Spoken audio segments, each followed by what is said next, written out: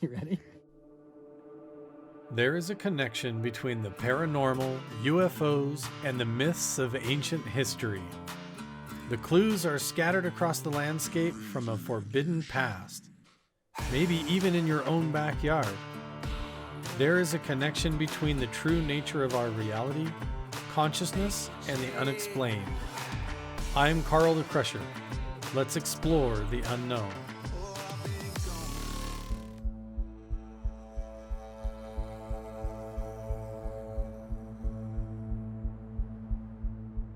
Welcome back to the Carl Crusher channel. I have an amazing treat for you. I have been sitting on an interview that I did with John Casey for quite some time. I did put it up on my other podcast channel and it was a little bit obscure, but now is the perfect time. There's so many rumors about this giant doorway over in Oregon going around on TikTok of people exploring it and seeing bones behind this big wall and like it's hollow and all this stuff. Now, I don't know if it's an actual doorway or a portal or what it has to do with anything, but John Casey is the real deal. This is a man who has been on site. He's worked with History Channel before, and he has done a lot of hands-on research in the real location, boots on the ground, and he has handled the bones of a real giant, an ancient giant body that was buried in the hillside on the corner of this mesa, and he actually handled one of the femur bones, did the study, saw the skeleton, and the story about it is absolutely mind-blowing. And the whole thing that happened around it, other paranormal encounters and experiences that he had with possible extraterrestrial entities, I find all of it highly fascinating and relatable to my own experiences once I started going and looking for myself in these ancient indigenous locations here. And the stories are going to take you on a wild ride, and I'm excited to finally bring this out and share it with you so it gets the attention that it deserves. So buckle up, everybody. We're going to cover a lot of ground in this interview with my good friend, John Casey. But you might know John Casey from the hit show Lost Gold of World War II. Ever since he was a little kid, he's been obsessed with a massive lost treasure somewhere in the mountains of the Philippines. Yamashita's lost gold is out there somewhere underground, hidden in some tunnels or caverns, and John Casey has been hot on the trail, and he's also involved in a bunch of other really fascinating projects. He got involved doing it just at the level of doing a construction and engineering work, and we're going to hear his entire story of how he's encountered things that have changed his entire concept of history and have been an entire paradigm shift for him and his purpose in life. So without waiting any longer, let's go ahead and bring John Casey aboard. How are you doing, John? I'm doing well, Carl. Thank you for having me. Really appreciate it. I really enjoyed it. Our conversation about Blind Frog the other night was pretty awesome. Yeah, definitely. That's such an interesting place up there in the Uinta Basin, and you're able to confirm that you relate to that show when you watch it, is what we were able to talk about and stuff over there on the other podcast. Because you've been doing like treasure hunting and crawling into caves and swimming underwater and looking at treasure maps your entire life, and to the point that you wound up on television, and now you're involved in all kinds of stuff. And so we're going to be covering a lot of ground with you tonight. And so let's go ahead and start at the beginning, John. When you were little, how did you get involved as a kid in all of this interesting stuff? Well, I started actually, pretty innocently. I was at a family reunion, and my cousin Frank had come to the reunion. He's pretty world class. When I was 14, 15, he was out diamond mining and gold panning and metal detecting, and he's a world-class hunter. So he was out all over the world just picking up cool rock specimens and gold, and come home with diamonds, all kinds of stuff. At this particular family reunion, he showed up with a bunch of 2 and 3 and 4 ounce gold nuggets in his hand and showing them off. And of course, being a kid and being excited about gold nuggets, I guess it was the first time I ever actually seen a gold nugget before. And I was pretty excited. He's telling me the story about the bears and the location. It was about 30 miles north of the Arctic Circle up in Alaska. And I wanted to go. So he said, "Look, you can save your money, and I'll take you with me next year." And when I turned 15 or 16. I don't recall which, but that next summer I saved up enough money to go. And, being a greenhorn kind of newbie guy, didn't know nothing from nothing. But, he showed me how to use a metal detector, and I went off and out into the middle of nowhere to find gold nuggets. And I did pretty horrible. First couple days, I couldn't find anything. But But when you're a kid, you're like, there's gold. You're like tenacity, man. And those metal detectors, it might as well be a lightsaber, a magic wand running around out there. Like, how exciting! What it a was fun awesome. childhood. And, again, you're about 30 miles north of the Arctic Circle in the middle of nowhere land in Alaska, tons of mosquitoes and lots of bears and a couple of wolves around. And, you're just kind of taking in all the experience as a 16-year-old kid. Frank was already a little older. He's probably 20 years older than me, at least, maybe 30, because he's in his 80s now, and I'm in my 50s. So, he had a lot of experience, and we used to go up and go fishing and do the salmon fishing up there as well. So, besides the gold thing, I got really excited about just hunting the gold. And the nice thing about it was, these guys are mostly older. So Frank was probably in his, at least his late 40s when we were going.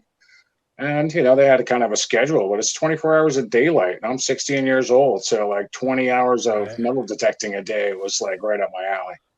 And, after a while, it paid off, because I was able to pull up a couple big nuggets. And successively every year thereafter for 15 years, we would go back to Alaska and continue hunting nuggets and dredging and just doing all kinds of crazy and fun stuff.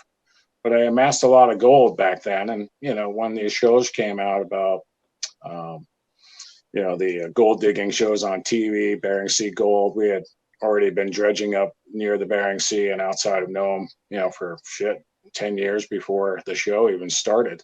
Wow. And or the Klondike Gold Rush shows and all that. And I'm seeing the gold that they're getting as flowery little stuff that looks like sparkles, and I'm just laughing because I'm like, that ain't a gold nugget. These are gold nuggets. But I just thought that they were pulling your leg on the show, that they weren't getting any nuggets. But I guess they were going after that fine flower stuff, and it was working for them. So God bless them. But yeah, it was just pretty incredible to have that start overall. And, I was in construction most of my life and the beginning half of my life. So it afforded me the money and the time, to take off and go out and do these things with him. And over the years, it had just kept evolving until I moved to Florida. I kind of semi-retired in 99 and came down here and tried to figure out, okay, what am I going to do next? They were having a lot of sinkhole problems down here. So I decided, that I would try to help these homeowners by detecting the sinkholes so that they wouldn't buy these houses and then basically be stuck holding the bag after the fact. So I worked a bunch of years looking to, try to fix this problem and try to get the government and or the real estate agents to hire me to scan the properties with radar to make sure there was no sinkholes and it was safe for their clients. And that eventually did come into play into Florida years later. But over the course of that time, using various pieces of equipment, the equipment for showing a void space and or showing like water-filled void, the color variations in the bands for the graphics were so close that you really couldn't tell them apart. So I worked with the manufacturers trying to tweak the software so it showed a true void, excuse me, as opposed to a water-filled void. And in doing so, I knew the software pretty much better than most people at that point. So the company started farming me out to their people who bought radar equipment and or EM equipment to train them. And normally what would happen is people would come and buy a piece of equipment, get 2 hours of training, and then head off to some foreign country and try to use it. And 2 hours to maybe set up the equipment might be okay, but to read data from that type of equipment is near impossible. Um, so they would send me out to these locations to not only run the equipment or supposedly, under the guise of teaching these people how to use it. And ultimately, I turned into the guy that was going to use their equipment to help them find whatever it was that they were looking for. And, it's kind of my birth into treasure hunting on a bigger scale, because these guys weren't out there just hunting a couple coins on the beach. They're hunting historic treasures or huge, massive lost treasures of gold and silver coming off shipwrecks, or stolen by the Japanese, or stolen by all kinds of people, the Turks and the Romans and the Greeks. I mean, there's just no shortage of treasure in all these locations. And thankfully, I mean, I was able to help them retrieve some of these treasures and see them come out of the ground, which was really intriguing because, then you realize, like, oh, okay, I do know how to use this equipment properly, and these people are seeing good results. And, Right. it's just unfortunate that some of the amazing things that have come out of the ground don't get shared with the world. If you got a glimpse at these things with your own two eyes, you'd be a believer. And, for all the years that I wasn't a believer in many different facets of things that are buried in the underground, once you actually see it, then you're like, oh, now it's in your own mind kind of rocking your belief system because you're taught certain things don't exist or they shouldn't belong here, and then you see it with your own eyes, and you pulled that data, you've recovered that item, and now you're kind of lost. It goes against all your mainstream thinking and teachings, and slowly, all of these different things just changed my whole belief system about life and what life was supposed to be. Kind of growing up, it was more like, I need to get married and have, 2.3 kids and a house. And this was Yeah. the American dream. Well, that dream slowly dissipated and disappeared when I turned like 25 or 26. I had pretty much all of those things that people wanted so dearly out of life. And I scratched my head like, well, this can't be it. Now what do I do? It's I pretty much accomplished what everybody says is the way to go, or what you're supposed to be doing. Yeah. Um, so after succeeding through that, and just basically standing in my driveway one night, a snowy night when it was like a full moon, and it was big clouds of clumpy snow coming down, it looked like cotton balls and kind of orange glow. And I, spoke out to the heavens and said, okay, well, if you need me, take me tomorrow. I'm ready to go because I've pretty much finished everything. Yeah, so it's kind of had to reinvent where my path was supposed to go forward from there.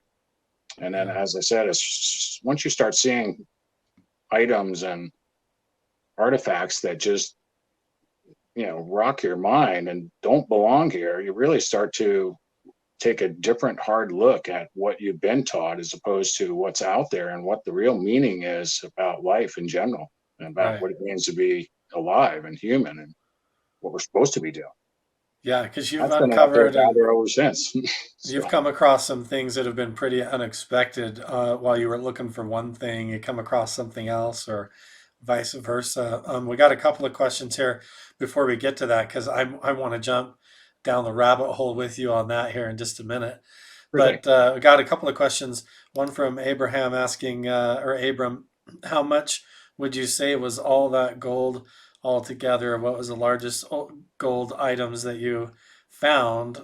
I'm guessing they're referring to your time up in Alaska. In Alaska, the most I ever found in like a 3 weeks time frame was a little over 10 ounces of individual nuggets. So, I mean, we would, as a team, when Frank and I would go out and like dredge in the creek, we'd spend a couple weeks dredging and we'd split whatever comes out of the dredge. And, just because you're splitting it, or, you could, there would be years where we would dredge all summer long and, not even pull an ounce of gold to split between two of us.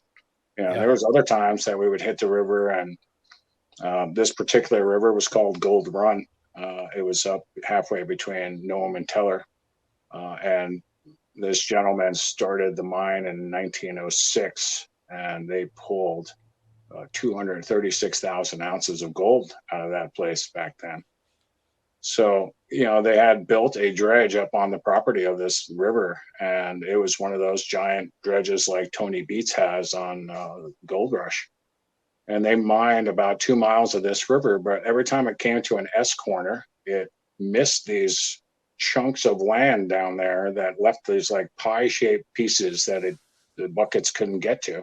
And every once in a while, we'd get lucky and hit one of the top of those. And literally, in the size of a picnic table area, you could pull, 15 ounces of gold out. Jeez. But the next day you may not see another piece of pie like that or ever for another couple months or years. So, yeah. Yeah, this is quite a while back though, before like you said, before the TV shows and all these big operations went up there.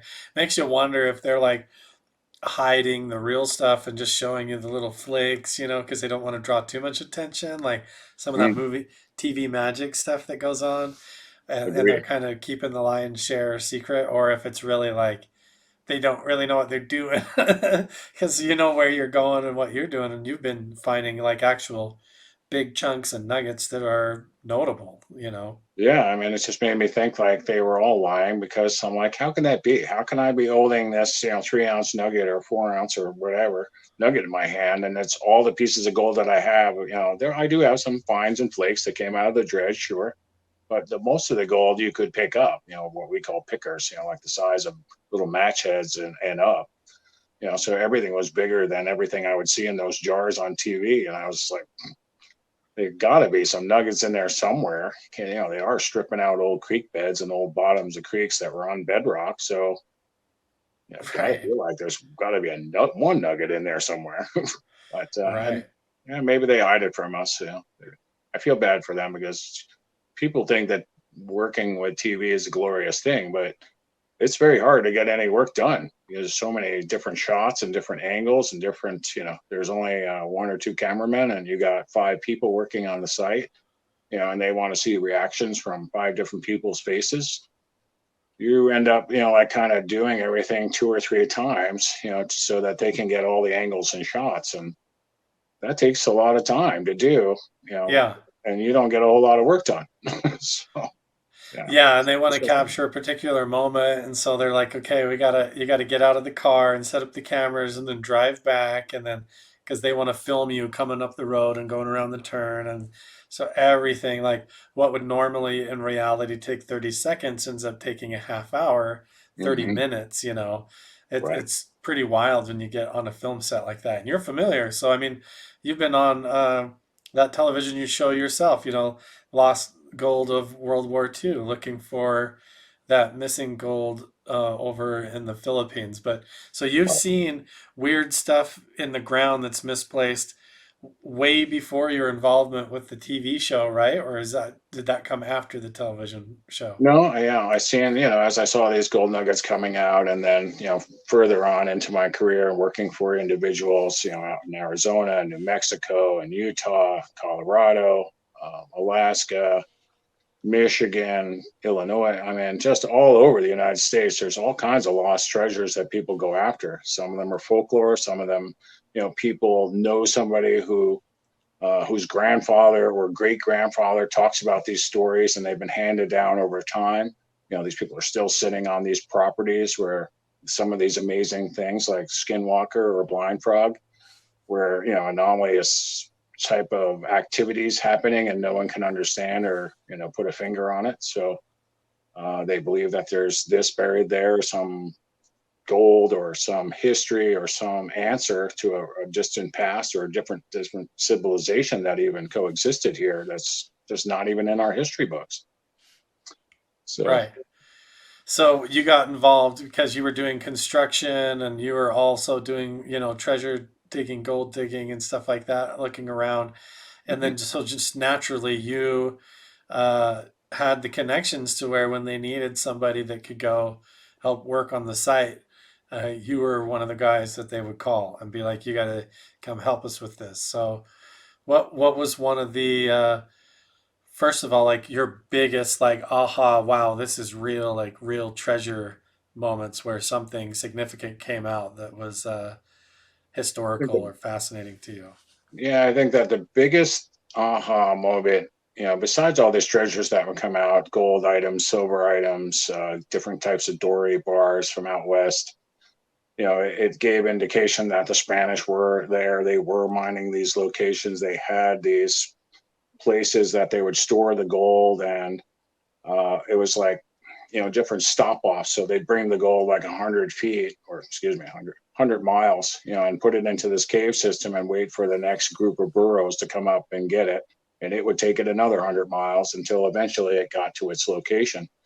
And if someone got killed in the meantime, or somehow the group didn't get back to that storage house to move it to its next location, and that's where it's at until these intrepid guys who did the history and the homework figured out that there were these storage areas and that they could access, if they could find it, they could access possibly gold that was left there, in the past.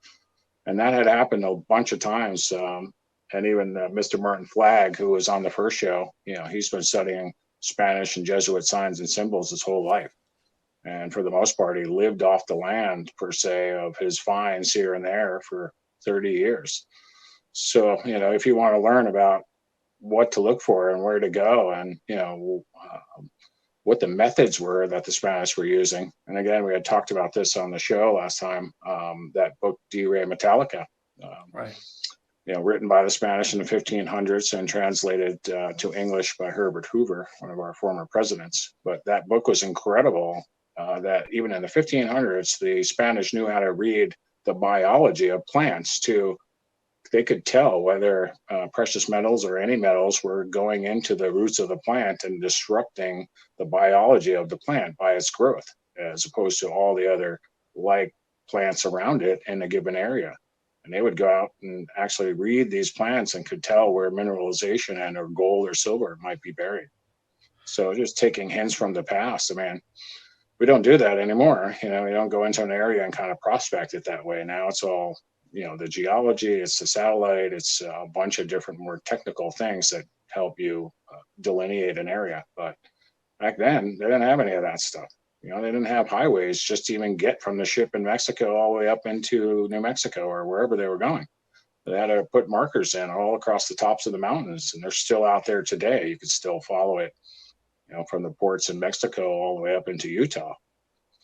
It's like road signs that never went away. But Martin was instrumental in finding a whole lot of treasure out there. And, I got the opportunity to work with him. He's still a very good friend, and he's still out there hunting, in his late 70s.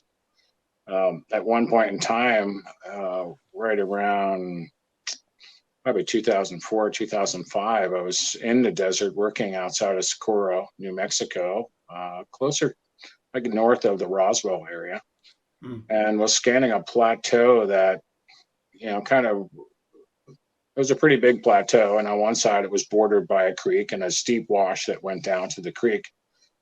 One of our clients, a friend of ours, had found a femur bone that was right around 3 feet long. And, it Wait, had been checked a out. 3 foot long femur bone? That's Guy like found a a, three that would foot be long like femur. a giant person, right? Exactly. So he had found this femur bone and he brought it to our group meeting of treasure hunters. We were, kind of convening out there and kind of, just going over a bunch of hypotheses about Doc Noss's treasure and Father De Cristio or Father Sangria. I forgot the guy's name, but a bunch of different friars that had come up, the Jesuit priests, and that were hiding different Spanish treasures and bullion and stuff the Indians had covered up before the Spanish even got there.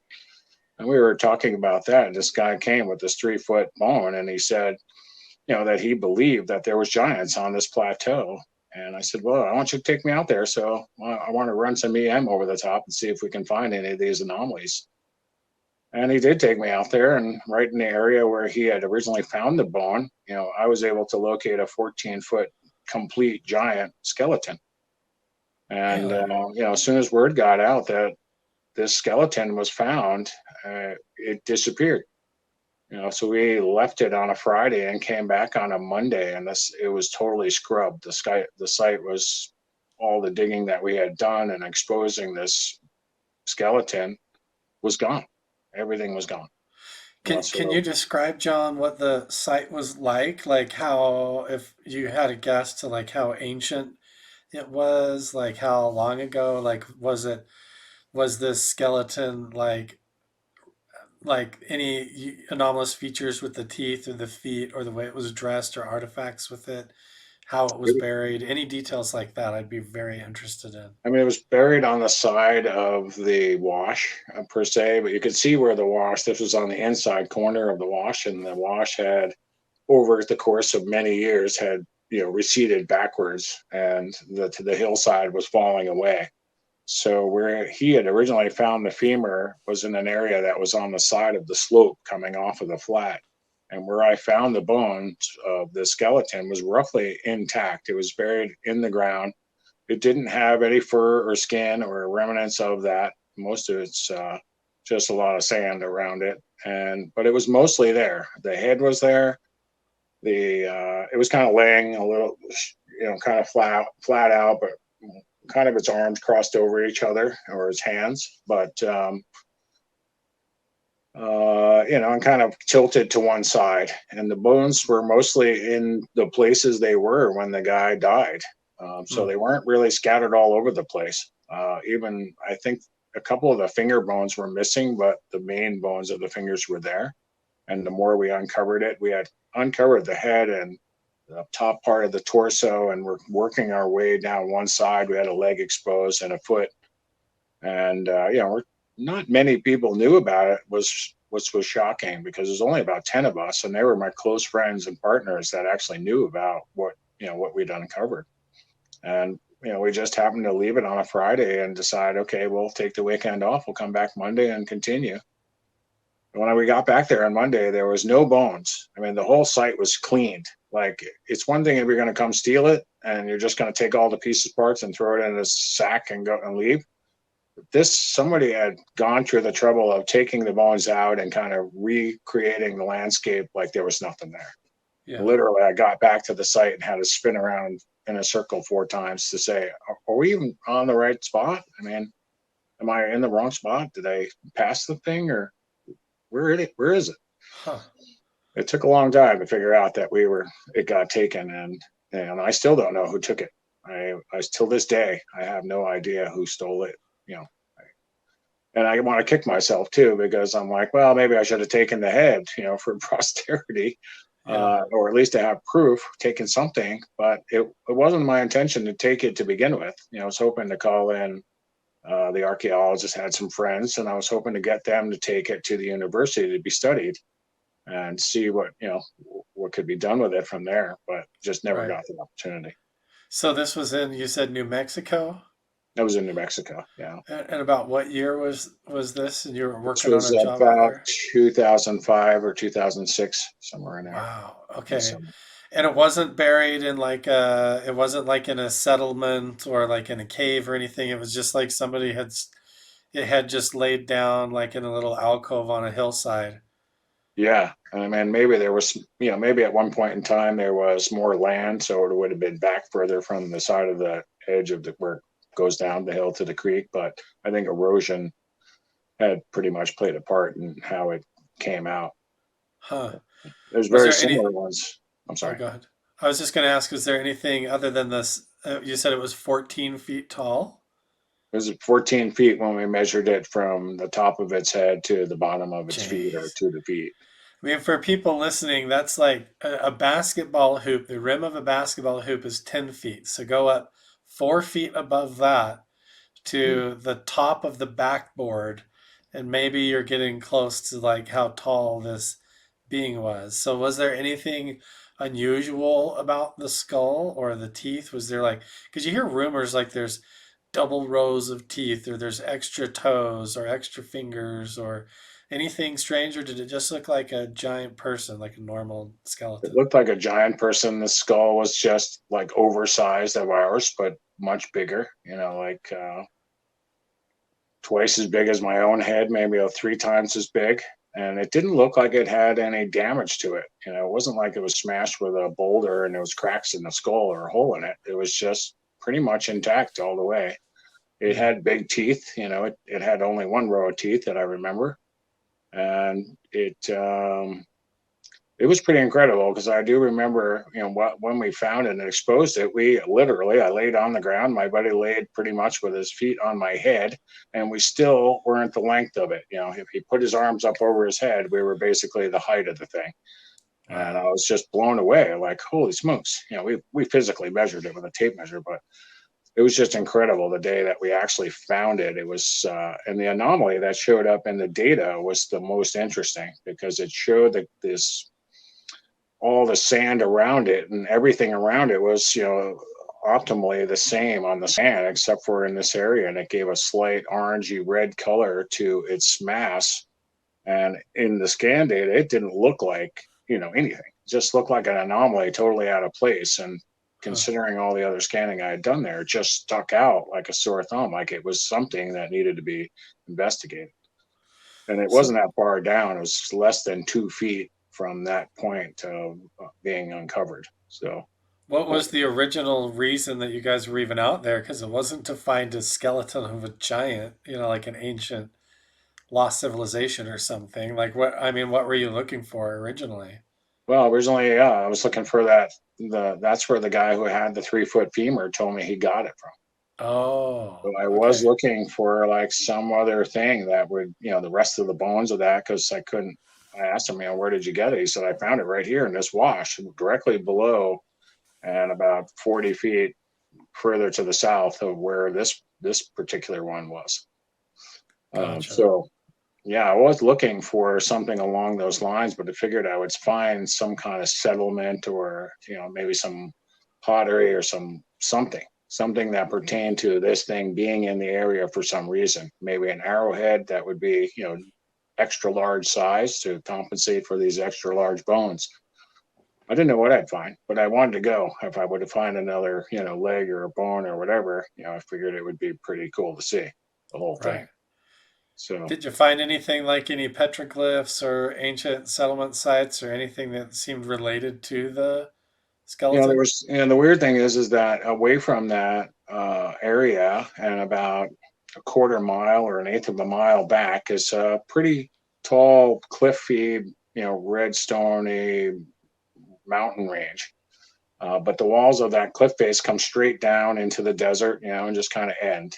They go up in a bunch of spots that maybe 10 or 20 feet, and some faces are 100 feet, so it's kind of craggly along the face wall. And it was curious. I didn't see any petroglyphs along there, but I figured that these things had a shelter somewhere, so it'd have to be in the rocks or in a cave. And I did go back and scour a lot of that area, but it's a huge area, and you could be searching forever.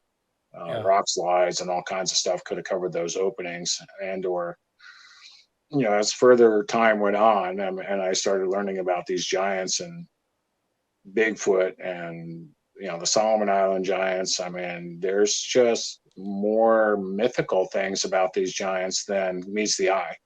Mm. As opposed to being leftover of a caveman living in a cave somewhere out there. I really don't think that's the case. I think they were far more superior for their time frame than we give them credit for, Yeah. and maybe had the abilities to cloak or to um, hide their original locations where they lived, because we still haven't found it. So they hit it pretty good.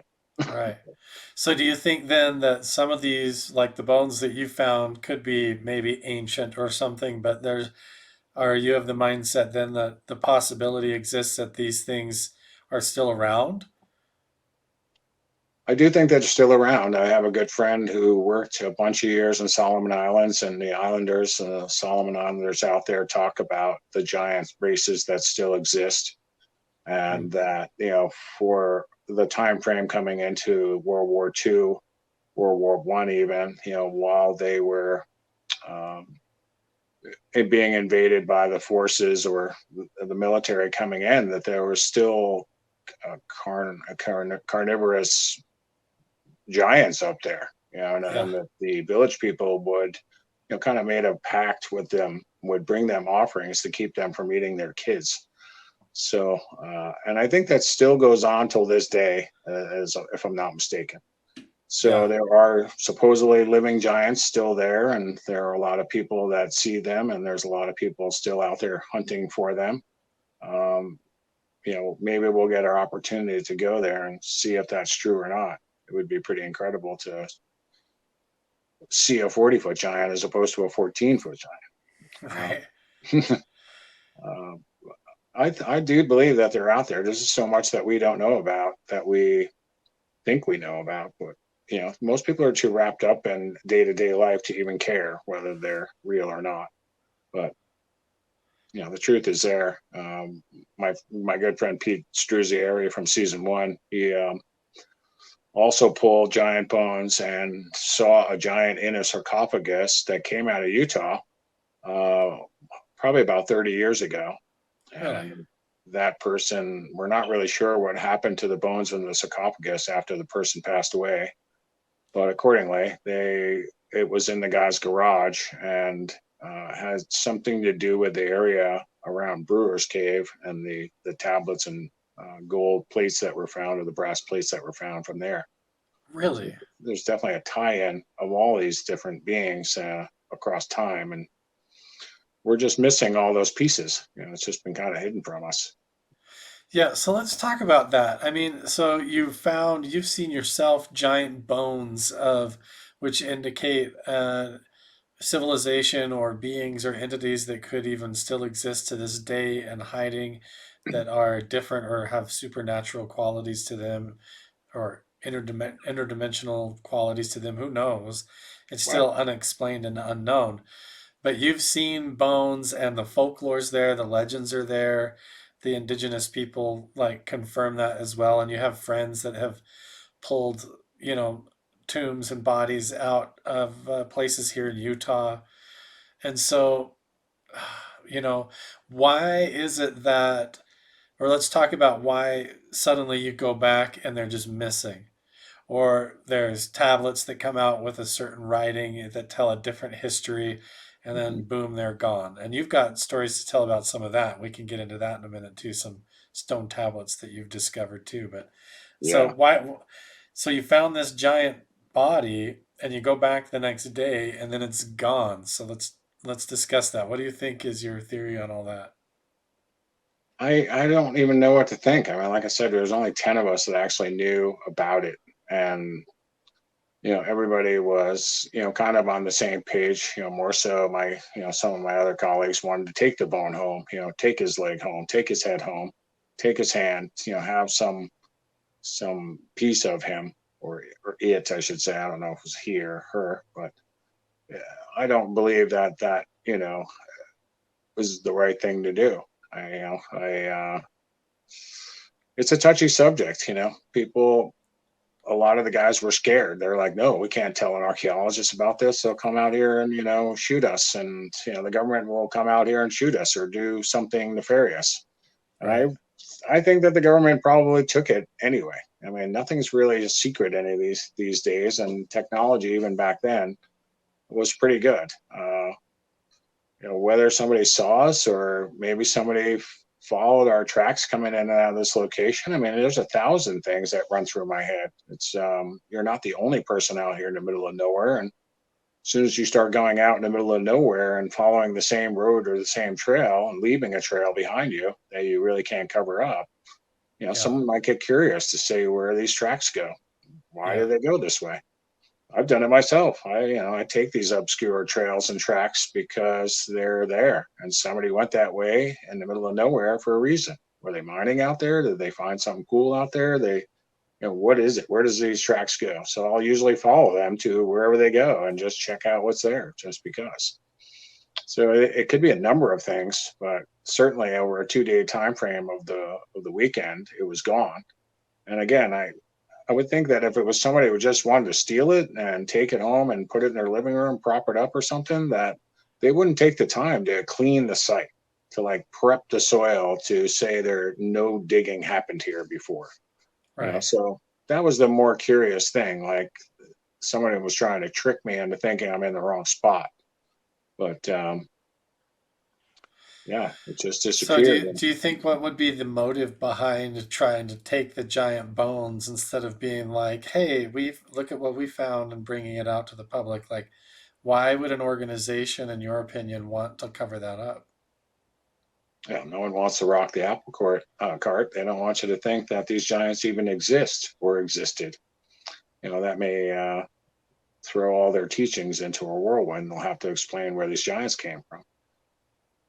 So, and if they had any kind of special powers or a different living condition or location, they certainly want to keep that covered up too. Anything that goes against the grain of a control mechanism, I think, for humans' sake, is taken.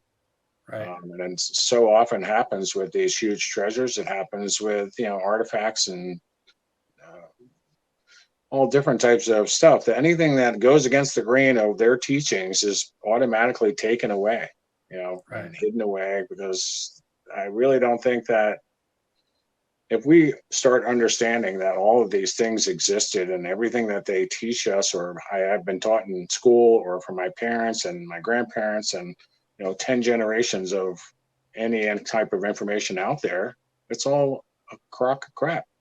So, Right. if everybody starts to think that, hey, I'm seeing this artifact, I saw this giant, I saw this tablet, and the writing on it is thousands of years old. It's telling a story that doesn't line up to anything that was in my history books in school, and it's almost the total opposite. They don't want that to get out, because then we might actually find out the truth and band together against the crapola that they teach us, and then they'll be in a bad spot. They won't have the Right. control mechanism, so they can't just run us around like they do now. So, Right. John, are you allowed to talk about the tablets that you've seen? I mean, I can talk about it. It's still these tablets represent thousands of years of Earth's history, and more so that it shows that people from Europe, people from Egypt, and that time frame of Jesus Christ and that era, and even beyond that, that they were able to migrate into the United States.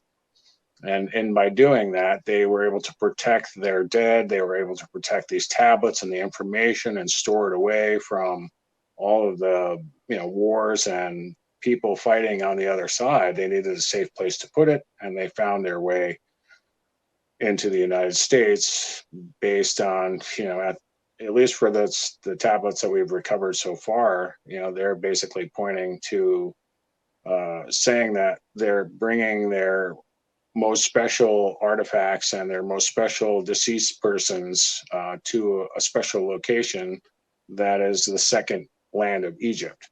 And the tablets give a direction, per se, that to say that we're taking all of these things to the land of Solomon, 30 sunsets to the west.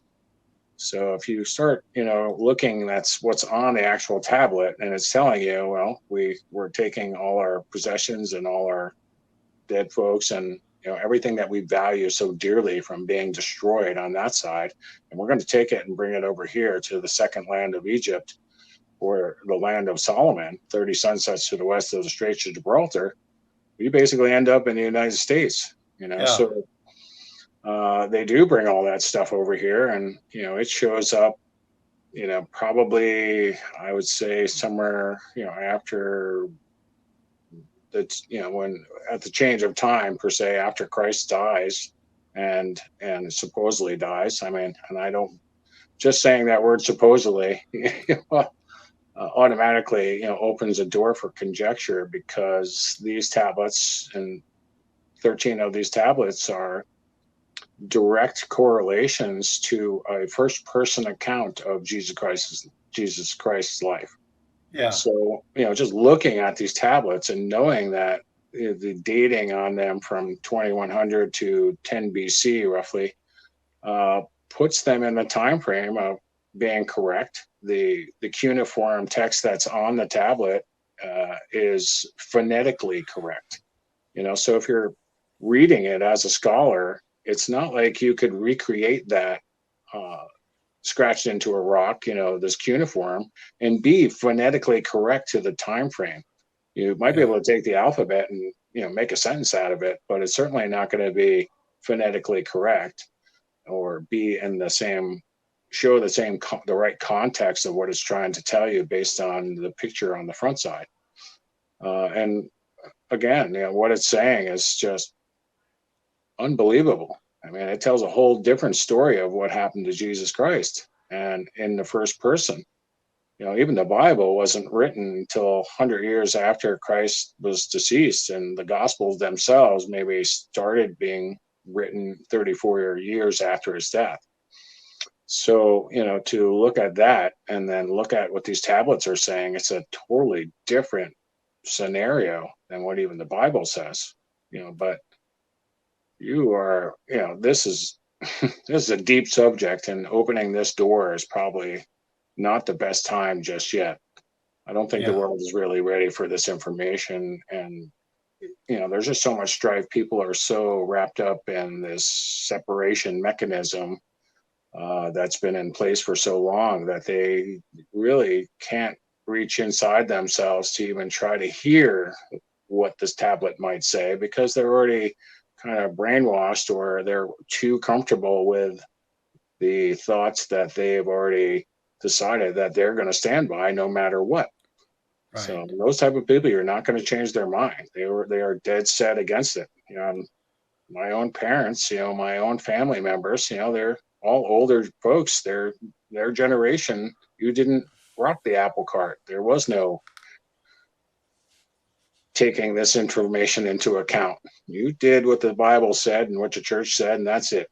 The case Right. closed. So, I don't believe that. I mean, I see a lot of things that go against the grain, especially in all these tablets and all the information. There's 825 tablets there that tell a whole different story about what was going on at Jesus Christ's time and even beyond. Cleopatra, Mark Antony, the whole gamut of people from history, that Mm. we have bits and pieces of history in our history books, but these first person accounts on these tablets tell a different story. And I'm more inclined to believe the tablet than I am this these books and that history that's written out there. Right. So, but again, I can't go too far down the rabbit hole there, because people are very easily put labels on you. If they think you're a kook, then you're a kook. Right.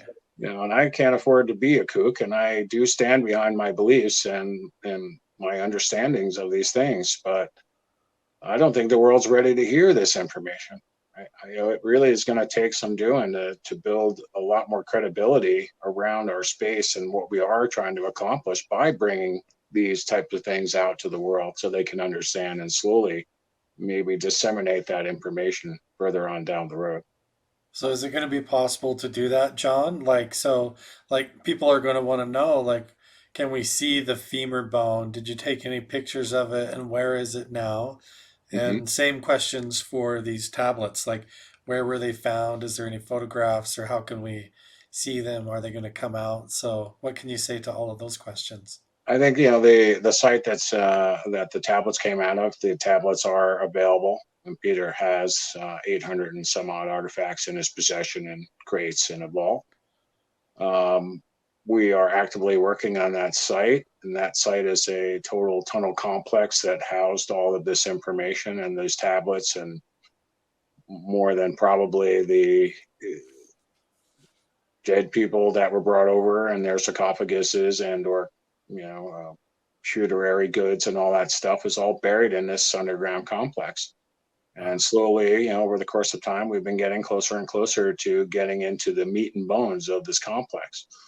Everything takes time and money, so the hope is that once we open the door and build, first you need to build a following of protection around you and what you're doing, for the sake of humanity. Because governments don't, again, they don't want you to, upset the excuse me, upset the apple cart.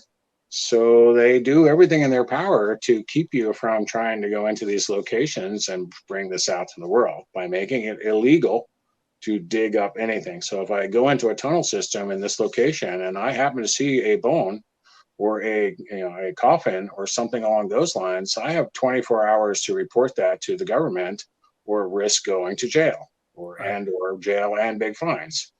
So you really have to be careful about what you're seeing and doing, and how you report that to the world, and the type of protection that's needed to protect it from getting stolen. Because once you tell them, they're just going to surround the place and take everything. They'll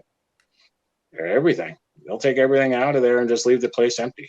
And you'll have a big old empty tunnel, which will still be pretty amazing to see, but it doesn't really help humanity move forward in its belief system. Right. So, uh, someday we'll protect it with a museum and with the right people behind it. You know, it's one of the things that kind of boils back to what I'm really doing in this space right now is in our Treasure Quest Club NFT, you know, using the NFT to move forward in the treasure hunting space and allow not only the financing of these projects through a crowd-funded, crowd-sourced environment and giving people the opportunity to use the NFT or the artwork that represents the project and has its own value inherently right off the start. But you know, that small amount of money that they buy the NFT with goes into the kitty and allows, you know, the further funding of these big projects so that when we do make these recoveries, that it's got a lot of eyes on it.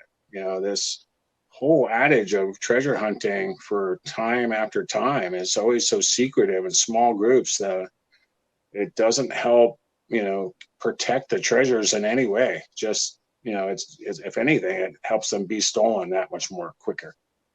You know, Yeah. I think that using the power of the blockchain and this NFT to, you know, crowdsource the funding to go after the treasure is the way to go, and put full transparency on it. Let the eyes of the world see what's going on. Let them be involved, you know, thousands of people as opposed to just the 10 or 100 people. It's a whole lot easier for a government or an entity to come steal it from you if there's only 10 or 100 people.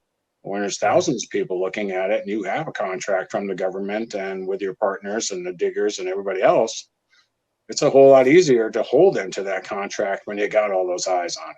And that's Right. kind of where we're at in the space now. If we can change what we do going forward and change the way that these treasures are actually gone after and who's seeing it and who's benefiting from it, I think we can open every other door out there thereafter. And I think it has to happen. You know, it's so many treasures just they go by the wayside. I mean, and I don't expect the guy going to the beach with his metal detector finds 10 coins on the beach to share it with the world. That's his coins. You know, he deserves every single one of them, and, you know, more power to him. He wants to give some away to other people, great. If you don't, fine.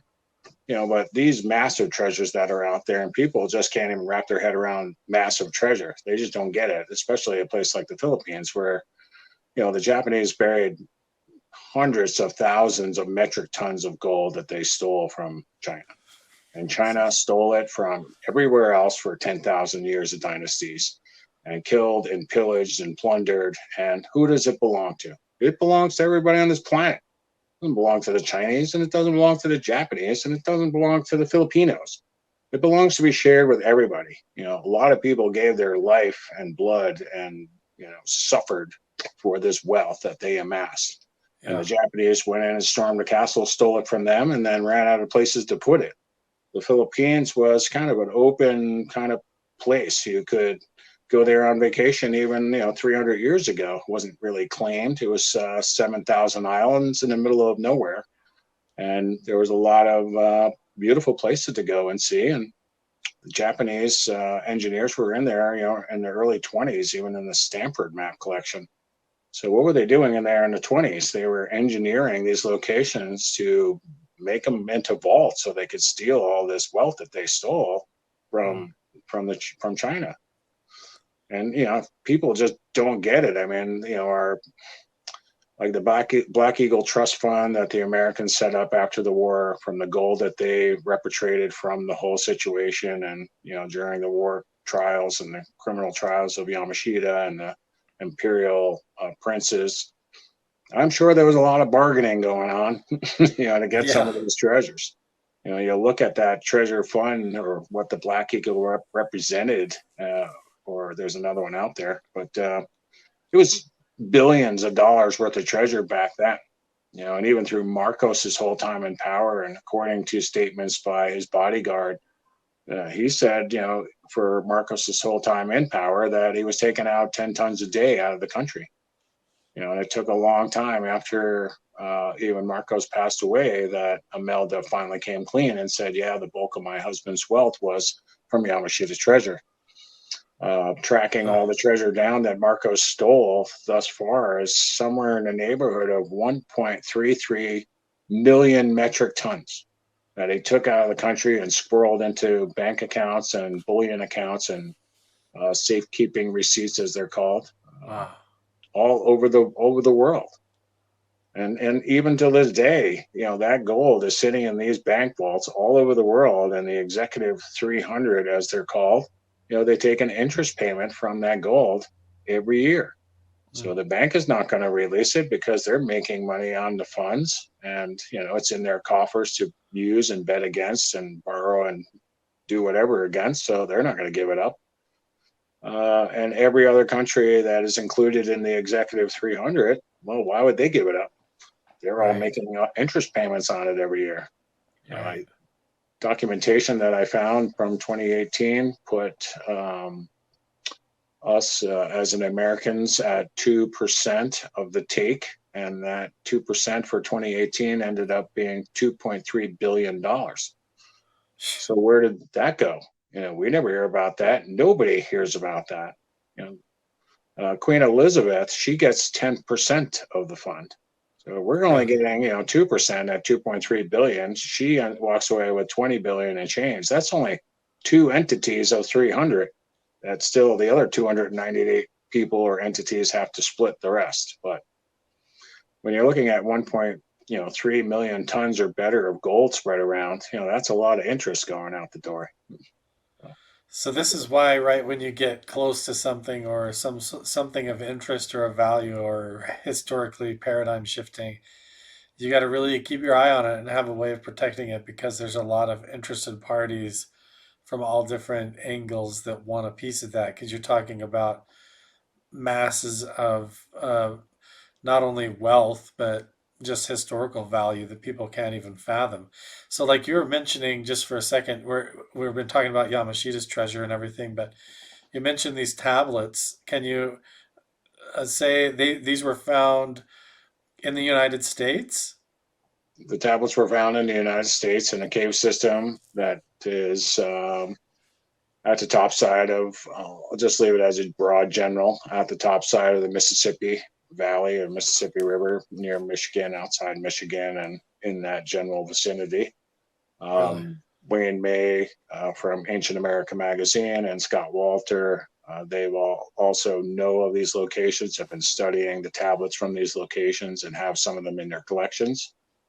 Um, they do tell a whole different story about what had happened in the past. And originally, there was a gentleman who found the one entrance to one of the original parts of the network back in the 80s.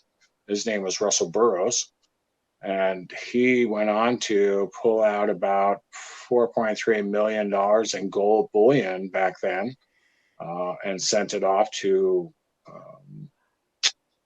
what's that famous place there? He sent it off to, I think, Lloyd's of London, or Like he sent it out Sotheby's or to a vault something? with his partner. And then the partner had passed away and there was no death clause, so he couldn't access the money. And then while the lawyer was working on that paperwork, the lawyer passed away, kind of left him high and dry. So he was actually, first they were selling off all these artifacts and as they went along to finance their digging moving forward. And after he had gotten a couple arguments with his partners, they basically shut him out of the place, Huh. and he resorted to basically trying to forge some of these artifacts. And that's where the whole thing got muddied up, because the real artifacts that were coming out of the place and the forgeries that he was producing, were intertwining with each other. And the scholars that got a hold of some of these artifacts, realized that the ones that he was, forging were forgeries, and Mm. so they just laid claim to everything else that was a forgery and just lumped it all in the same pile, which really helped to collect or hurt the collection overall, because then no one else wanted to even take the time to study it forensically, to double up or prove up the point that, it had a provenance and the stone came from Florence, Italy, and the dirt and biology and the cracks of the stone had, proved themselves out to be from 2100 to 10 AD. All of these things you have to rely on, the scholars to come in there and test it. I'm not a scholar, but I can find this stuff, and I can leave it in situ for the scholar, the archaeologist, forensic biologist, all these people to come and do their job. Yeah. and help us authenticate it and prove it for what it is. People have a treasure hunting is such a horrible word because people think you're out just destroying grave sites and desecrating places, and that's just the farthest from the truth. If we come across things that need to be looked at by professionals, that's what we do. We call professionals. We don't just rip through things and just because we're on a gold crush and we just want to see the gold. Really bringing the gold out is more for the sake of humanity to see and understand and be able to use this wealth to fix some of the problems that we have on this planet than it is for me to go buy a Lambo or a plane or something. I don't need any of that stuff and I don't want it. Right. Just seeing the gold, I see what gold does to people. When there's a large amount of gold at hand and you're actually looking at it, people will get golden eyeball syndrome. And all of a sudden, they start thinking about all the things they're going to buy with it Right. and how they get to keep as much as possible. And Right. I'm just not about that. Keep it all, have it all. I mean, it's not about it at all. It's first is no treasures worth dying over, and secondly, there's just so much good that can become of these sites. I mean, why be greedy? And it's just innately inherent in people to be greedy because we're kind of conditioned that way. It's Right. everybody for themselves because nobody's helping anybody else anymore. So Well, and you've realized the true bigger picture of all this too as you got involved in this. At first, it's fun. It's like, oh, maybe we're going to find some gold or we'll find some treasure, and then I won't ever have to work or have a job again or whatever. But then when you come across some of this stuff like you have, and you see things like I've seen, or you talk to people like I have, then suddenly you realize there's a bigger picture going on here because you're talking about the history of the earth, the history of humanity and our own origins and everything as we know it being right. completely covered up, being completely hidden, and sometimes even by indigenous groups and people that claim ownership over them, and Hmm. these big shadow creepy organizations and government organizations that want to control it all and keep it all secret. And you realize all of this stuff that we're told is just myth and fantasy. You've seen this stuff with yourself. You go out there when you get out from behind your computer and you Hmm. go out and actually look in these locations for yourself and you follow the evidence and you go try to prove it true or not. It's like it's mind blowing, John. It blows your mind, right? It does. It's a Like mind blowing. you've seen stuff that's completely shifted your reality. Am I wrong? No, not at all. I mean, we haven't even talked about, one of the treasure stories I just told to our community a couple nights ago, or maybe a week and a half ago. Was a site that we worked on, a Montezuma treasure site out in the upper side of Arizona, New Mexico, kind of on the border there. And Martin, again, he had traced this site out. He followed the signs and symbols from Mexico to a what he purported to be one of the cash storehouses from Montezuma Treasure. And he followed this all these really cool signs and symbols, notches in the rocks, and stuff that Martin really knows well, animal signs, turtles, and all kinds of cool stuff. Led him literally about 5-6 miles off the grid. And when he got out to this location, it kind of stood out by itself, and the Coronado Trail kind of went all the way around it, and um, he definitely missed it when he was coming through. But Martin found the location, and on this location was this giant thunderbird carved in the rock, Huh. overlooking the site, just the guardian of this site. I mean, this bird was carved out of solid granite that it stood about 30 feet tall, probably 40 foot wide, and 12 feet thick. Huh. And Martin, he gets out to the location. It's, that roughly sitting at around 6,200 feet in elevation. And he knows he's on the right spot. He's like, this has got to be it. There's the Guardian Thunderbird. He's in the spot. He's, just leaning back on the rock, taking it all in, and it starts raining, which is, rare in the desert. When it rains, it pours, and it doesn't Yeah. pour very long. But this particular time, it started pouring and really started picking up, a lot heavy rain. And he had just hiked 12 miles to get into the location. So he was pretty whooped. And as the water's picking up, it's starting to collect on the rock surface in little pools, and it's all running downhill on the slope, and the little pools are turning into little gully ways, and that's all the water's coming together and kind of following a channel off the mountain. And he's leaning on the rock, and he hears this noise after a while that sounds like a waterfall. And he's like, "Oh, I'm going to follow that noise. I'm going to go see where this waterfall is." And he followed all the water gathering up, and he went around a corner down below him, and there was a hole in the ground. It's about 25 inches round, and it looked like, kind of like a culvert. The water was just shooting off into this culvert hole that went directly in the ground. And he could hear the water dropping off, some distance before it's splashing at the bottom. So he got down on his hands and knees with a pen light, and he climbed in there and shined the light down. And he said that the whole thing was filled with gold bars, stacked up across the floor with Spanish armor of all different types of precious metals and or iron and rusted, leaning up against the wall. And when he shined his light to the right, there was, these 3 stone chairs at the end of the pile of gold that went into a tunnel.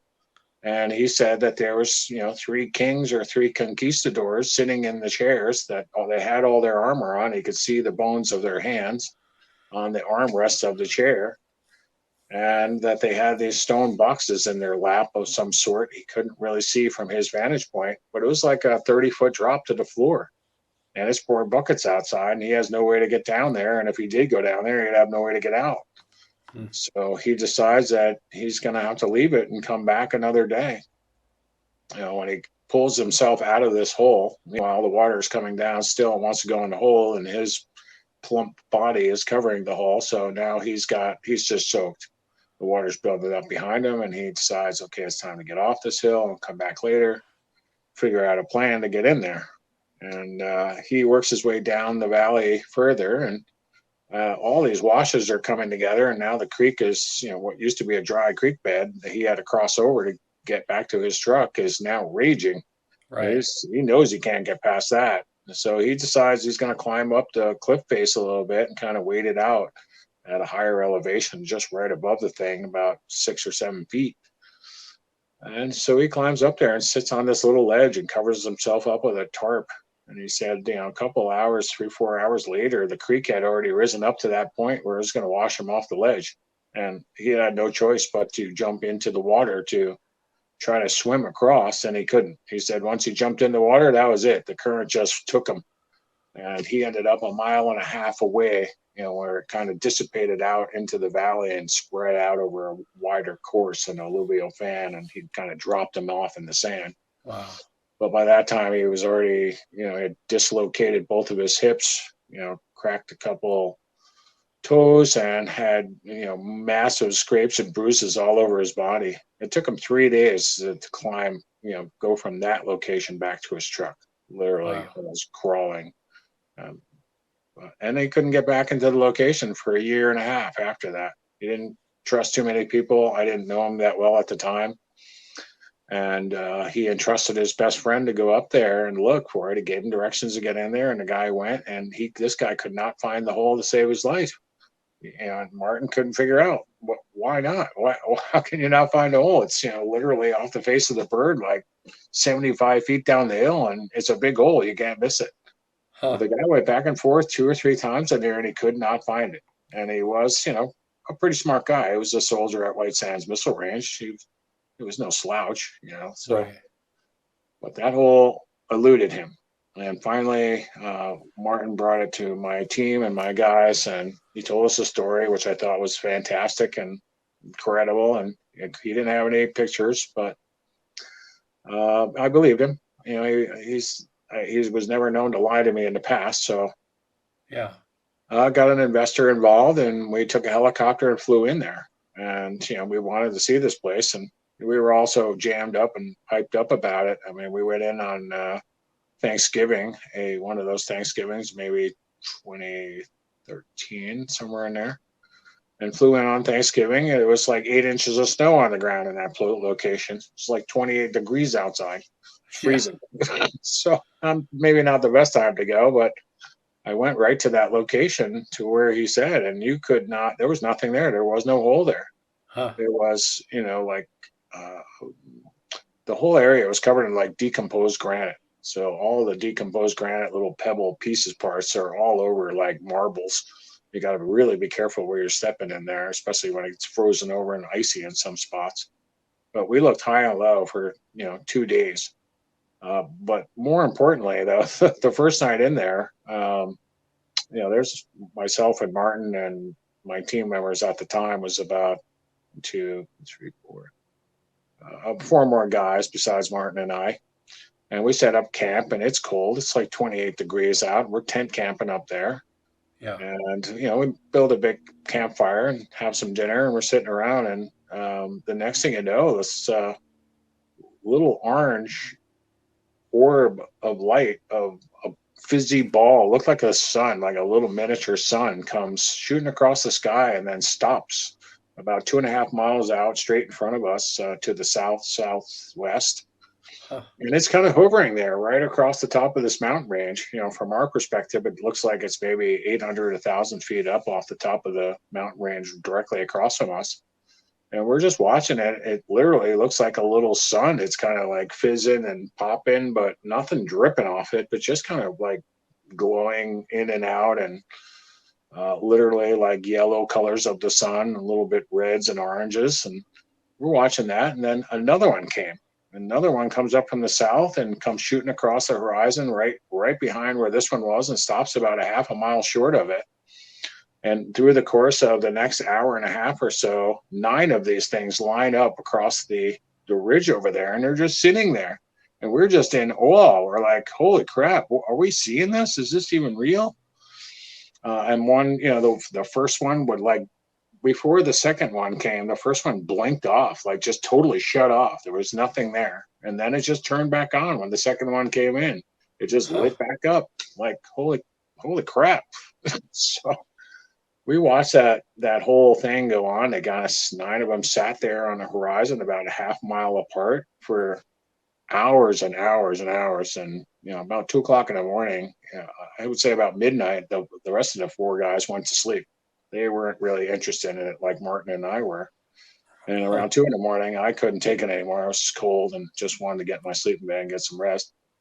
Martin sat out there for another half an hour, and they all gathered up behind themselves around 2:30 in the morning, about, I don't know, from our perspective, very close together. And they all kind of shifted right along the horizon across the top of that ridge. And then they all banked a left-hand turn and disappeared over and into a valley. And that was that. Huh. Martin went to sleep. Somewhere in the middle of the night, though, I don't know what time it was, but I thought those guys were outside my tent, screwing with me. And they, were putting like an 8-inch flashlight beam like directly on the tent. So, the light coming through the tent and hitting my eyelids was so intense that, I felt like the morning sun breaking through. And I woke up and looked. It was still pitch black, and I just had this big white circle of light, shining on my tent directly up from me. And I'm in the mummy bag because it's cold. And I usually don't get in the mummy bag, so I couldn't figure out like why my hands were in it. I was literally mummified in the bag, and I couldn't get my hands up enough out to even get to the zipper. Huh. And I was a little confused. So, but with that, the light backed away from the tent, and the whole area lit up like daylight out there. I'm still trying to get my arm out just to get out of the sleeping bag so that I can open the tent to see what's going on. And while I'm futzing with that, and the whole area is lit up nice and bright outside, it just went pitch black in a second. Like all of a sudden, it was just pitch black, like someone threw a switch, and it was dark again. And I Really? barely had gotten my one arm out, to even go for the tent zipper. And when everything went dark, I just sat there, like kind of in my bag, looking around in the tent, like wondering what the hell's going on. And I figured out I just went to bed. Let's confront him in the morning, and I went back to sleep. In the morning, I did confront the other guys, and was asking which one was being trying to be funny, and they had no clue what we were talking about.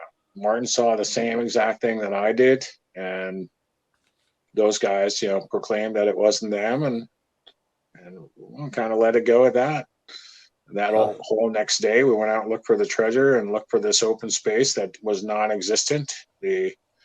Where Martin said the hole was, I took him down there. He didn't really get around all that good, but we took him down to that location where he saw the hole, and there was no hole there. There was just a giant hump of stone, that looked like a mushroom cap of this decomposed granite. And whoever had filled that hole in had made this mushroom cap to fit over it. It looked exactly like the rest of the rock around it. I mean, you really couldn't tell that there was a hole there. The only Huh. reason I knew, Martin said it, and I was able to get my pickaxe underneath the edge of the end of the cap where it actually went out onto the natural bedrock and made this little lip there. And I was able to chip a piece off of there. And I'm like, wow, there is a cap here. He's right. It just we didn't have the tools, like maybe 4 feet across and 3 feet tall, Huh. of a plug that was in there. So we knew we were going to have to come back with some tools, try to get in there. The very next day, or that very next evening, I should say, after we came back to camp and new campfire and have some dinner and some tea, some coffee, and sitting around, the fizzy light ball came back. It came flying from behind us and shot over our head, probably from about 800 feet up. And it wasn't very big. I mean, from our perspective, it looked like the size of maybe a Volkswagen or so, maybe Huh. about that size. And it shot past us and went straight out, back towards, going north, northwest. And from that point, it banked a hard turn to the right, almost a 90-degree, excuse me, to the left, a 90-degree turn to the south, and started going that way. And just at that moment when it made the turn, you started hearing a jet, the noises of a jet plane, and I'm not a big person that knows a lot about jets, but according to the other guys, they said it was an F-15 fighter plane. Hmm. Two F-15 fighter planes came swooping in and started chasing this thing all over the place, all around us. And that thing ran circles around the whole thing. For about 45 minutes, we got this most awesome show of our lifetimes as this thing would bang, come flying overhead and then to go straight up at a 90-degree corner, go straight up in the air. And the jet would try to do that going after it and pull back on the stick, and the back end of the plane would slide into the forward position as he tried to go up, and the Wow. afterburner would kick in, just making this amazing noise. And just an amazing sight to see. And this went on, like I said, for about 45 minutes, and then the fizzy ball all of a sudden started dropping, like what looked in the beginning, it looked like flares dropping out the back end. These little white round balls of light started dropping out of the back end of this thing. The two fighter jets split off. They were, basically right behind each other following this thing, and they split off to either side. And these white things started falling out the backside. And I thought, again, we thought they were flares, but about 4 or 5 of them fell out. And then they all gathered up behind the mother and then took off to the south with the jets. They all went that way, and then it got totally quiet. And we all looked at each other like, "Wow, that was something else." Try to pull off a couple pictures. I was able to get some pictures off of this stuff, and um, the pictures. The thing is moving around so fast that there's like blurs in the pictures. They look like horseshoes in there, but they're all different colors, which is weird. And the sky behind it, all the stars were totally still. So I knew I had captured it because, for even just looking like streaks of light in the film, but you could individually pick out every single star in the picture in the background. So I'm like, wow, I got something on there, but does it prove anything? No, not really. It just proves that there's something on there. Right. So what do you think, John? Why, how come these like orbs of light or like balls of intelligent light that get called like UFOs or UAPs and stuff are always associated with these ancient locations or these indigenous locations or treasure caches, or for lack of a better term. Like you go to these sites, I go to these petroglyph sites, these ancient locations, and they're always tied in with these kinds of experiences and stories. Like, so do you think this is like extraterrestrial phenomenon or something more closer to home and tied into our own ancient history? What are your thoughts on that? I mean, I think that, these sites like this Montezuma site, and for all that's been done there, in our ancient past, we just don't know. Maybe they were coexisting with us, with humans at the time, and something, stopped that from, continuing on into the future. There's so many things that it could possibly be. I mean, I've seen, Martin has sent me multiple pictures from his house. He has lots of orbs that show up and just kind of hang out at his house and around him. Even a lot of my pictures that I take of Martin, he's got orbs over his head. And these orbs are,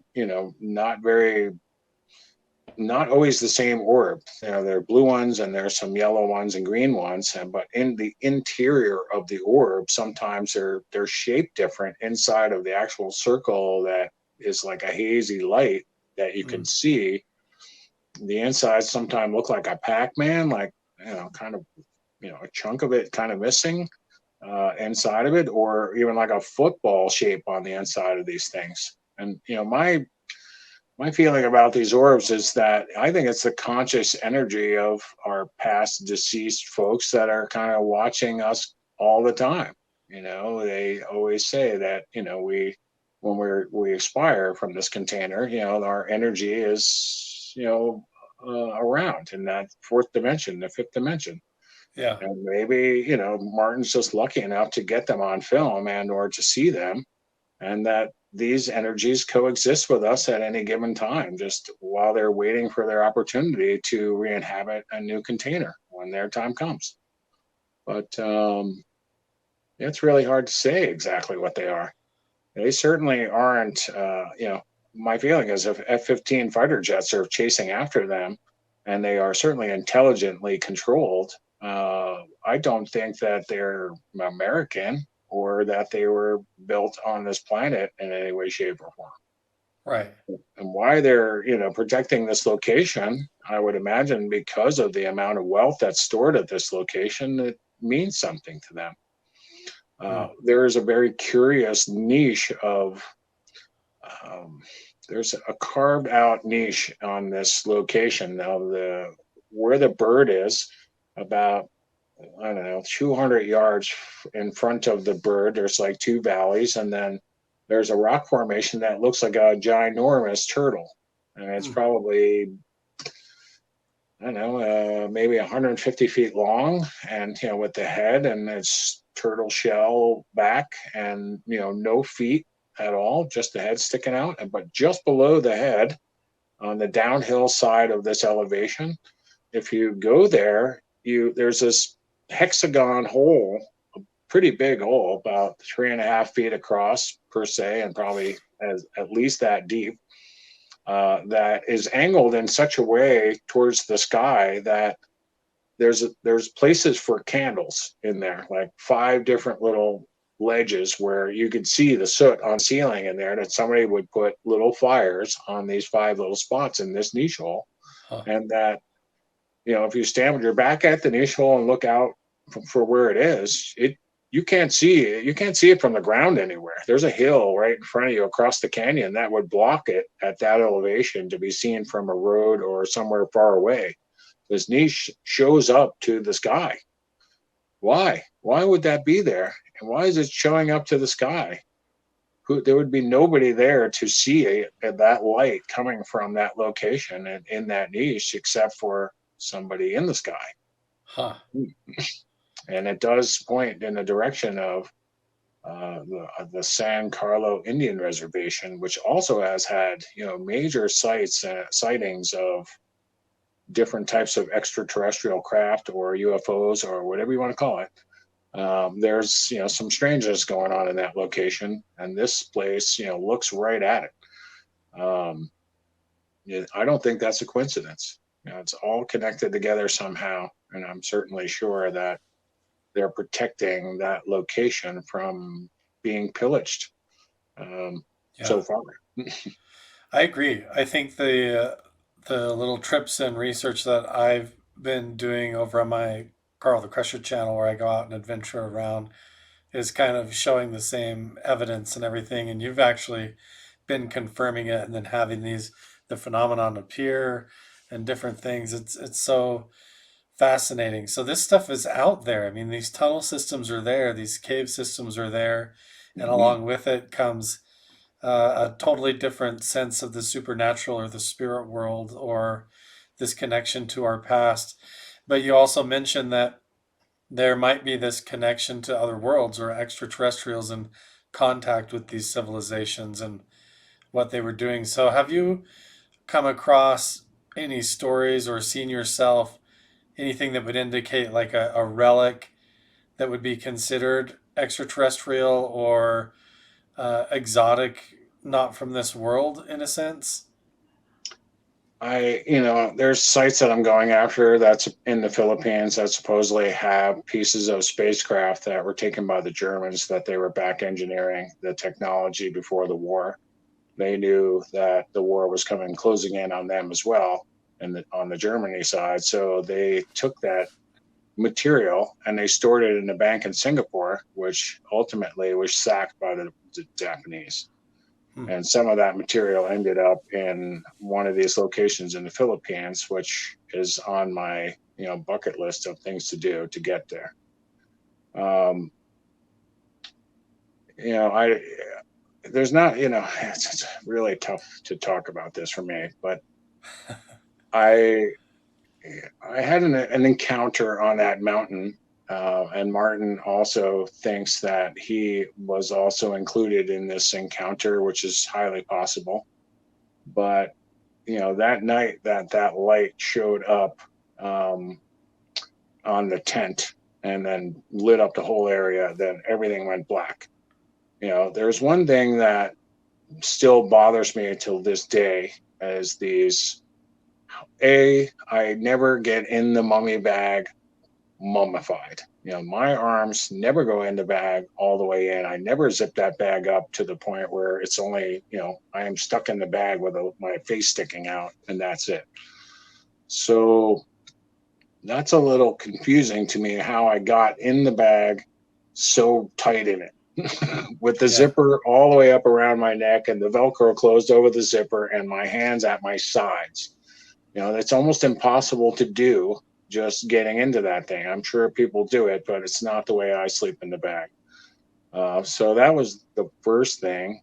Um, it's I have a tough time, talking about this because every time in the past that I've ever told any person that I trusted or just thought that that I needed to kind of get it out there, and I couldn't really understand what was going on, but it has not brought me any good thing at all. Not that I ever told somebody because I wanted some kind of gain, or I just wanted a better understanding and I wanted their personal opinion as being my friends for my whole life. Yeah. And they didn't give me their opinion. They more so gave me the cold shoulder like I was crazy. And, till this day, I don't have those friends any longer because I think I'm nuts. Hmm. So you got to be careful, how you approach these subjects. But um, that evening, before I actually went to bed, the last thing I remember doing was going to the bathroom. And hence, yes, people go out camping, they have to go to the bathroom. Welcome to the real life. And I had a bucket buddy, just basically a compound bucket that has a toilet seat and special bags that go inside it so that you can do your business and then dig a hole and you bury the bag. It's biodegradable and everything's good. And, at least you're not squatting over a tree trunk somewhere or on a cactus. Um, so I was out in the front of my tent and down the rock face a little further at a 180-degree view of the surroundings. And this this light, this people call it tic tac. I don't see it as a tic tac. It did not look like a tic tac. It looked like I was looking broadside of this craft of some sort.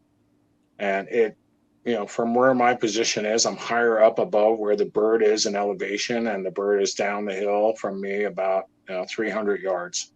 And out in front of the bird is, this undulating, decomposed granite um, ground that Martin walked down and went around the corner in front of it behind some tree that was there to find that hole.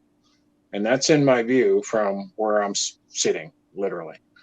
Um, at one point, the light comes up over the top of the hillside that's directly behind it. It comes up very slowly, and it's not really lit up. It's kind of like the reflection of the moon is reflecting on it, but it's not reflecting. It's like a flat metallic surface that doesn't have like real reflectivity, but I can see the outline of it as it's coming up over the top of the hill, and I'm just looking at it and staring at it like in kind of disbelief because I didn't really know whether it was actually there or not. Mm. And maybe it was just my eyes playing tricks on me, but it got like right over in front of the bird, and then it actually had a slight glow to it, and it was just sitting there about, I don't know, maybe 50 or 75 feet off the ground at that point. And now I'm like really kind of staring at it, and I'm almost in disbelief of my eyes if this is real. With that, a light comes out from underneath it that's, skinny at the top, and, you know, a triangle shape of light comes out of it, but the pointy part is at the top, and, the bottom's wide, and it's a bright white, bluish light that kind of, it's so brightly intense in its being that I can't see through the light. I can't see the rocks behind it. It just this big bright light, white light comes out, and then there's a tall person and a short person standing underneath it in the light. And I'm looking at it and I'm like, wait a second, is this like a tree? I'm seeing things. I'm not, and I'm scared. Don't think that I'm not. And I hate to admit that, but it's the truth, man. I was really starting to like literally shake. I was Yeah. like really getting fearful. I was like, oh my God, is this really happening? And I'm trying to finish up my business, no less, on the toilet. So I'm trying to do that, hurry, and get cleaned up and do whatever. And now I'm standing up and I've got the bucket in my hand, and I'm hiding behind this edge of this pine, this little fir pine tree, this juniper bush. And I'm kind of peeking out around the corner, like seeing what's going on. And I look, and this thing is still there in this craft. There's a skinny, tall woman in white clothes, and there's a short woman or shorter being next to her. I didn't know their gender at that point. Um, and I'm watching and I'm staring like intently at this location. And, it was weird because every time I blinked my eyes, the short person was 50 feet closer to me, and Mm. the other person stayed there under the light of this craft, and the short one kept coming closer. And I like, the more I strained to keep my eyes open, the closer the person got. Every time I blinked, she was like 50 feet closer until she was 3 feet in front of me. And I'm looking at her. I'm looking at it at this point in time, and she's wearing like a white Carhartt type suit, like a one piece jumpsuit that's made out of white canvas of some sort, and it's got a hood on it. And there's like, I can see the fur or something around the edge of the hood. I can see her facial features, with black hair with a bob haircut. She didn't have giant almond eyes or whatever. I mean, she had more of an Asian style features of face, and she had black gloves on. And she got right up to me, and I'm staring at her, and she speaks out. In my head, I hear her very, very clearly. She said, what do you want, and what are you doing here, and what do you want? And but she didn't speak it with her mouth, and I heard her very clearly. And I'm, Mm. the first thing that comes out of my mouth is, we're not here to take it all, which was true. I wasn't there to take all this treasure. I was just, there for the enjoyment of being there and to really see this location. Taking all the treasure was the farthest thing from my mind. And that's the only words that came out of my mouth. We're not here to take it all. And while I said that, I'm like thinking in myself, like, why did you say that? Why, did you actually say? Well, she didn't speak. So what are you saying? And I'm staring at her, and she's pulling her glove off, and she's like, kind of like Mm. slowly pulling her black glove off of her hand. And my hand is going to shake her hand without me wanting to do that. Like, my hand is already kind of going into this handshake position, and she's pulling her glove off to shake my hand. And she does shake my hand. And, with that, after she shakes my hand, I'm just standing there looking dumbfounded and stupid. And with that, she just turned away from me and she started walking back towards that craft. And, a couple of blinks later, she was under the craft with the skinny person. And the next thing I know, the light turns out and the craft just didn't take off, like a rocket ship. It just slowly moved away from me and kept on going towards the San Carlo Indian Reservation. And I didn't know whether it was a dream or not. I thought, like, did that really happen? Even to this day, I still scratch my head. Like, was that real? Did it really happen, or did it not really happen? It's not something you can just make up out of nowhere. Right. And again, I've had this conversation with Martin. He seems to think that something very similar happened to him that same night that we saw the light in the tent, and he just can't put his finger on it one way or the other. Um, so yeah, I'm I'm still on the fence about the whole thing. It wasn't until like a year and a half later, I was at a conference looking to explain how we changed the software of that EM machine to a bunch of military folks who were going to try to use that thing for UXO detection. And they were Yeah. going to use the EM detector to detect these UXOs that were all over the place. And some of them were ceramic and not metal. So they didn't have a metal signature that a metal detector could pick up, but the EM could pick up the difference in the electromagnetics coming through the device that would, kind of make it stand out away from the surrounding ground. And you Mm. could tell that it was some kind of anomaly that didn't belong there, and probably by the shape, you could probably pick up that it might have been an unexploded ordnance of some sort.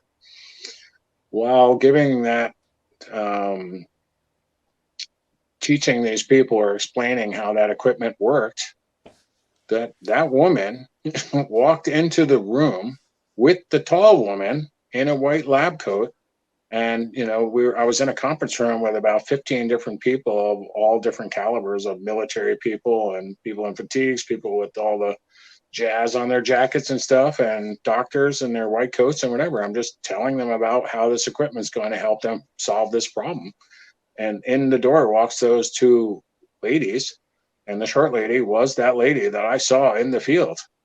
And now I'm like, all the hair on the back of my neck stands up, and I've got like a chill going on, and I'm stuttering because I can't get the words out anymore because now I'm just like totally shocked by seeing this woman in this room. And with that, the tall lady, reaches into her pocket and puts this crystal on the table that is about the size of halfway between the size of a baseball and a golf ball. And it looks like a quartz crystal that has some terminations on it. And, it just doesn't look it looks like a crystal, like a rock.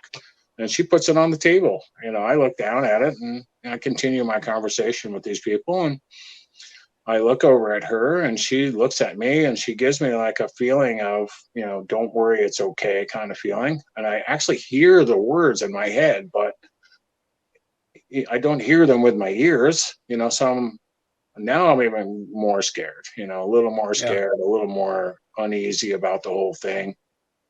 I didn't really know what was happening. I felt like just something was just totally off and I couldn't wait to get the hell out of there. So I finished up pretty quickly and, pretty much got out of there as fast as I could. The person that had taken me to this meeting was basically saying goodbye to these people on the way out the door. And the door opens. I'm about to step through it. And the tall woman, puts her hand over the top of that crystal and a 3D holographic projection of a little dude's head popped up out of it in purple. And now I'm like really intrigued. I look behind like the edge of the door as my friend is shoving me through it. Like, come on, time to go. And I'm like, why would you do that? Why would you even put it on a table and then activate it to let me see it before I left? That just doesn't make any sense. Um, and I'm nobody special. I don't have a military clearance. I'm not a doctor. I'm not a lawyer. I'm nobody. I'm me. And I've had a lot of experiences in the field and a lot of strange things have happened, but I don't feel like, I should be singled out amongst everybody else because, I just don't have the credibility that a lot of other people have.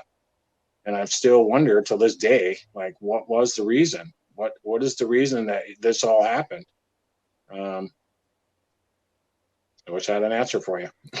Did they deliver any kind of message? I mean, this girl appeared twice, and I got to be honest with you, I've been reading these books by an author called Philip K. Dick, and Hmm. also I've been reading John Keel's writings as well.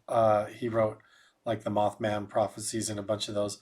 But Hmm. they've also, both of these guys had encounters with a short female with dark hair that just would appear at their doorstep Hmm. and deliver some kind of a message in some kind, sometimes telepathically, or they would get a random phone call from this woman's voice, or they would just turn a corner and there she would be.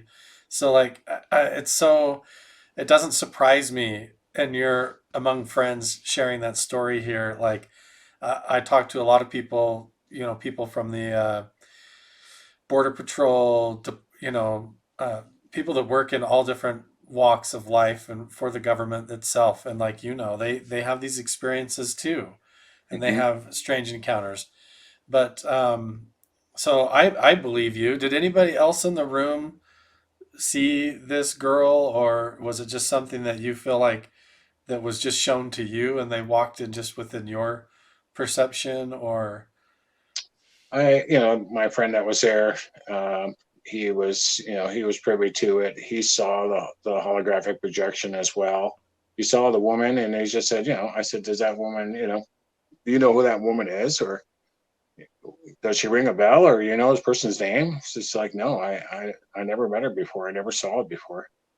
And it wasn't until like, it bothered. It was the whole event was very unsettling for a yeah, long time. I struggled with, what does this mean? Like, why am I seeing this? Like, why did I see that? Why did that woman come from out of that craft and then show up in this location at this particular moment in time, uh, telepathically or somehow or another, talk to me that I actually, it was like hearing her in my head, like I yeah, heard her through my ears, but she did not speak.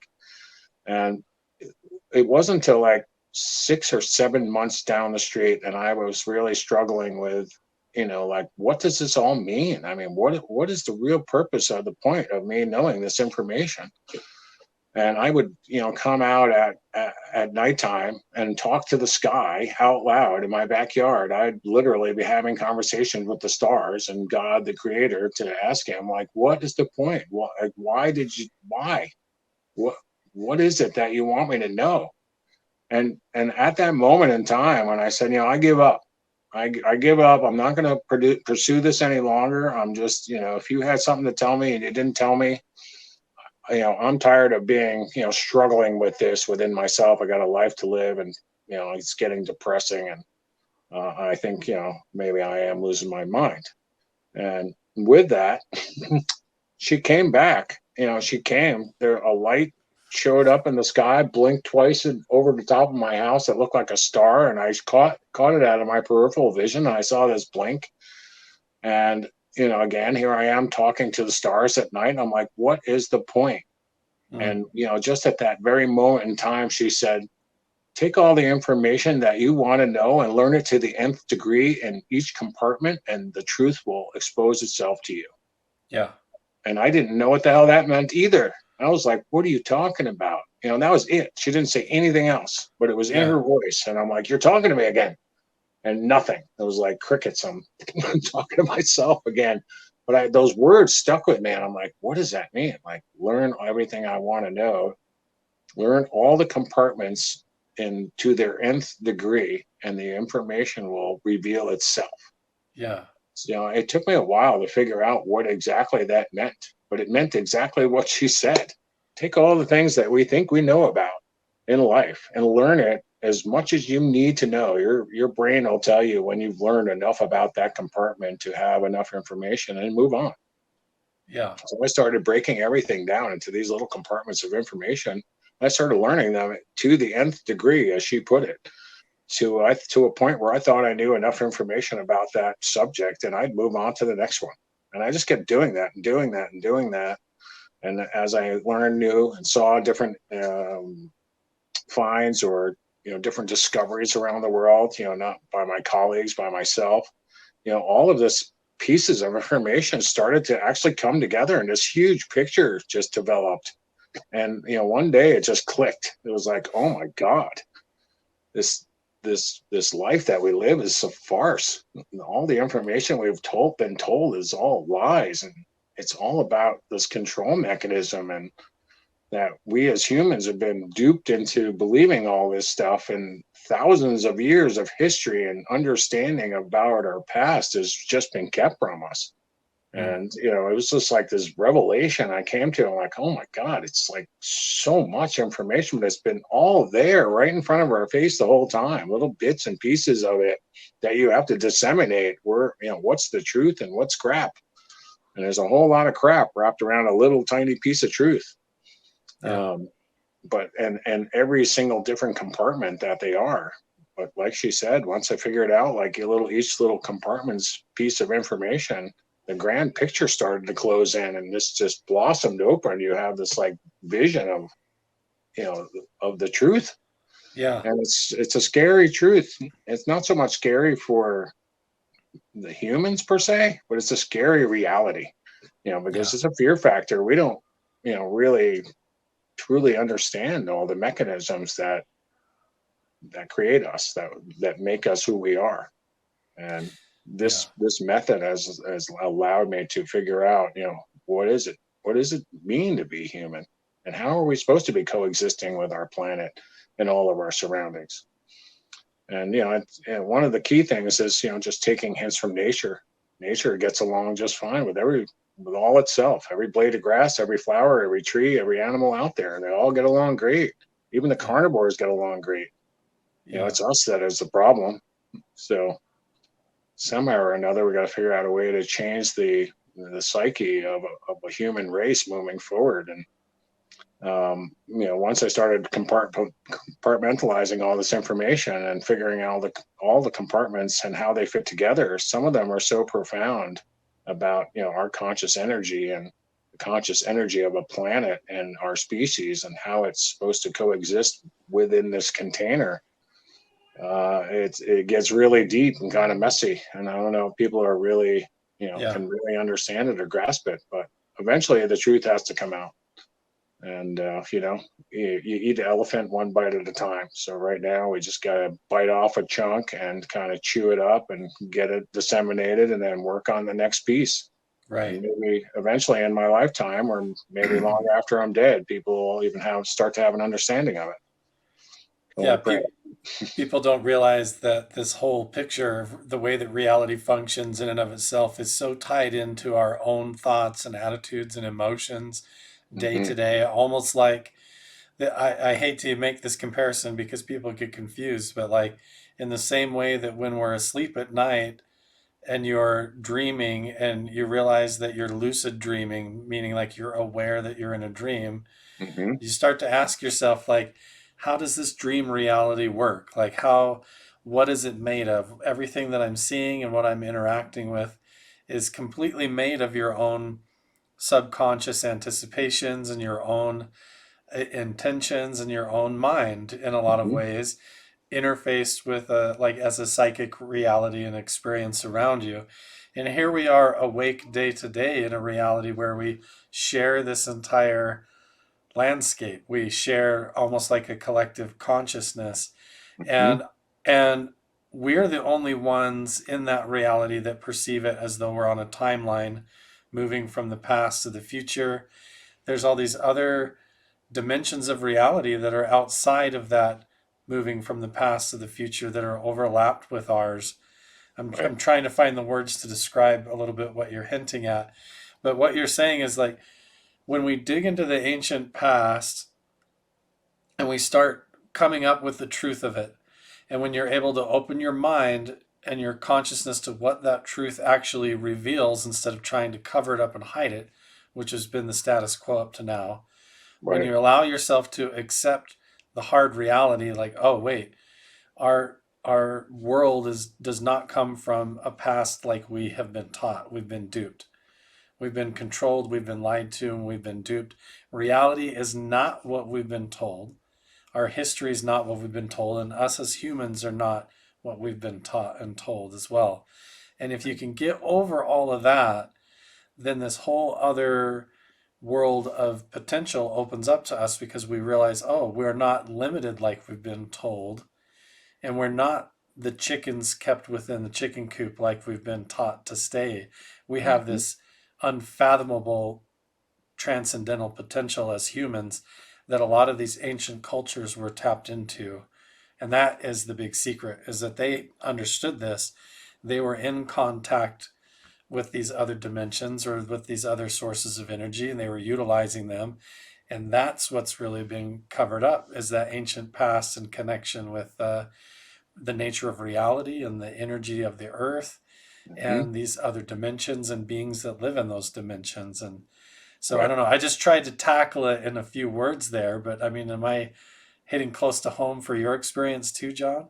You are. I mean, what I realized is that, the modification of the human genome across time has been going on for a very long time. We, even as in today's time frame, and our doctors, our technology, our, CRISPR systems where we can, genetically change or modify gene structure to what Yeah. we need it to be. We can grow ears that look like humans on mouses' backs and do all of this crazy stuff. This stuff was going on, all the depictions in Egypt about, most of the beings were very big stature, giants in their own right, plus the modification of the genome that was going on. I mean, do you think a civilization would take such time and finesse to carve a bird-headed man or, some minotaur-looking dude or all of these things in stone with the rest of their history if it wasn't existing at the time?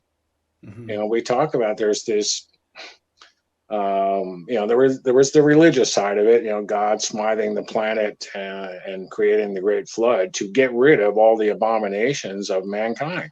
And these are the modifications that were going on to change our genome to a working slave for their benefit. And slowly across those modifications, we are who we are today. Hmm. um, these modifications were going on for, quite some time. And I think as, if we were left alone to our own devices, like a Neanderthal man, certainly at this point in time, we would still be like Cro-Magnon man or whichever one came after that. We wouldn't be as evolved and or smart and have all these gadgets that we have if they didn't start intervening at that time frame. Um, and I still think that genetic modification is going on till this day.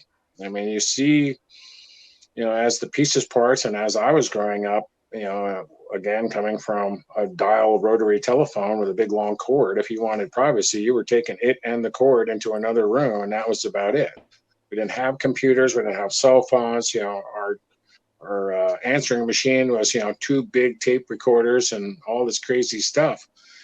Um, but point being, when I was a kid and was watching all of these UFO sightings and these things that were going on, you see a progression of things that were actually happening to these abductees. And, one of the things that I found pretty curious was that, first you had abductees saying they got abducted. Then you have abductees on the women's side and men saying, they were screwing with my sperm count and my eggs and possibly impregnating women with a hybrid child who, Hmm. you know, she ends up coming back and going to the doctor, and the doctor says, "Yeah, you're pregnant, and these are all the signs of being pregnant, whether you had sex or not. You're pregnant." 3 or 4 months down the street, then she gets re-abducted again, and the child is removed from her and taken by them, They and she's find like returned. blood on the sheets and stuff like that, and the woman's all sore, and there's no baby. Yeah, there's a lot of reports of that. A lot. Exactly. Then you hear, more so that a few years rolls by, and then the mother's taken back to the ship to be shown her hybrid child. And you either accept your hybrid child and what's happened, or you're totally freaked out, and they send you back and brainwash you, and that's it. You forget all about it. We should never really forget all about it, because somewhere in there, the truth is locked up, and it'll just be a trigger or keyword, just like hypnosis, and it'll come flying out of there, whether you like it or not. You're either Yeah. prepared for it or you're not.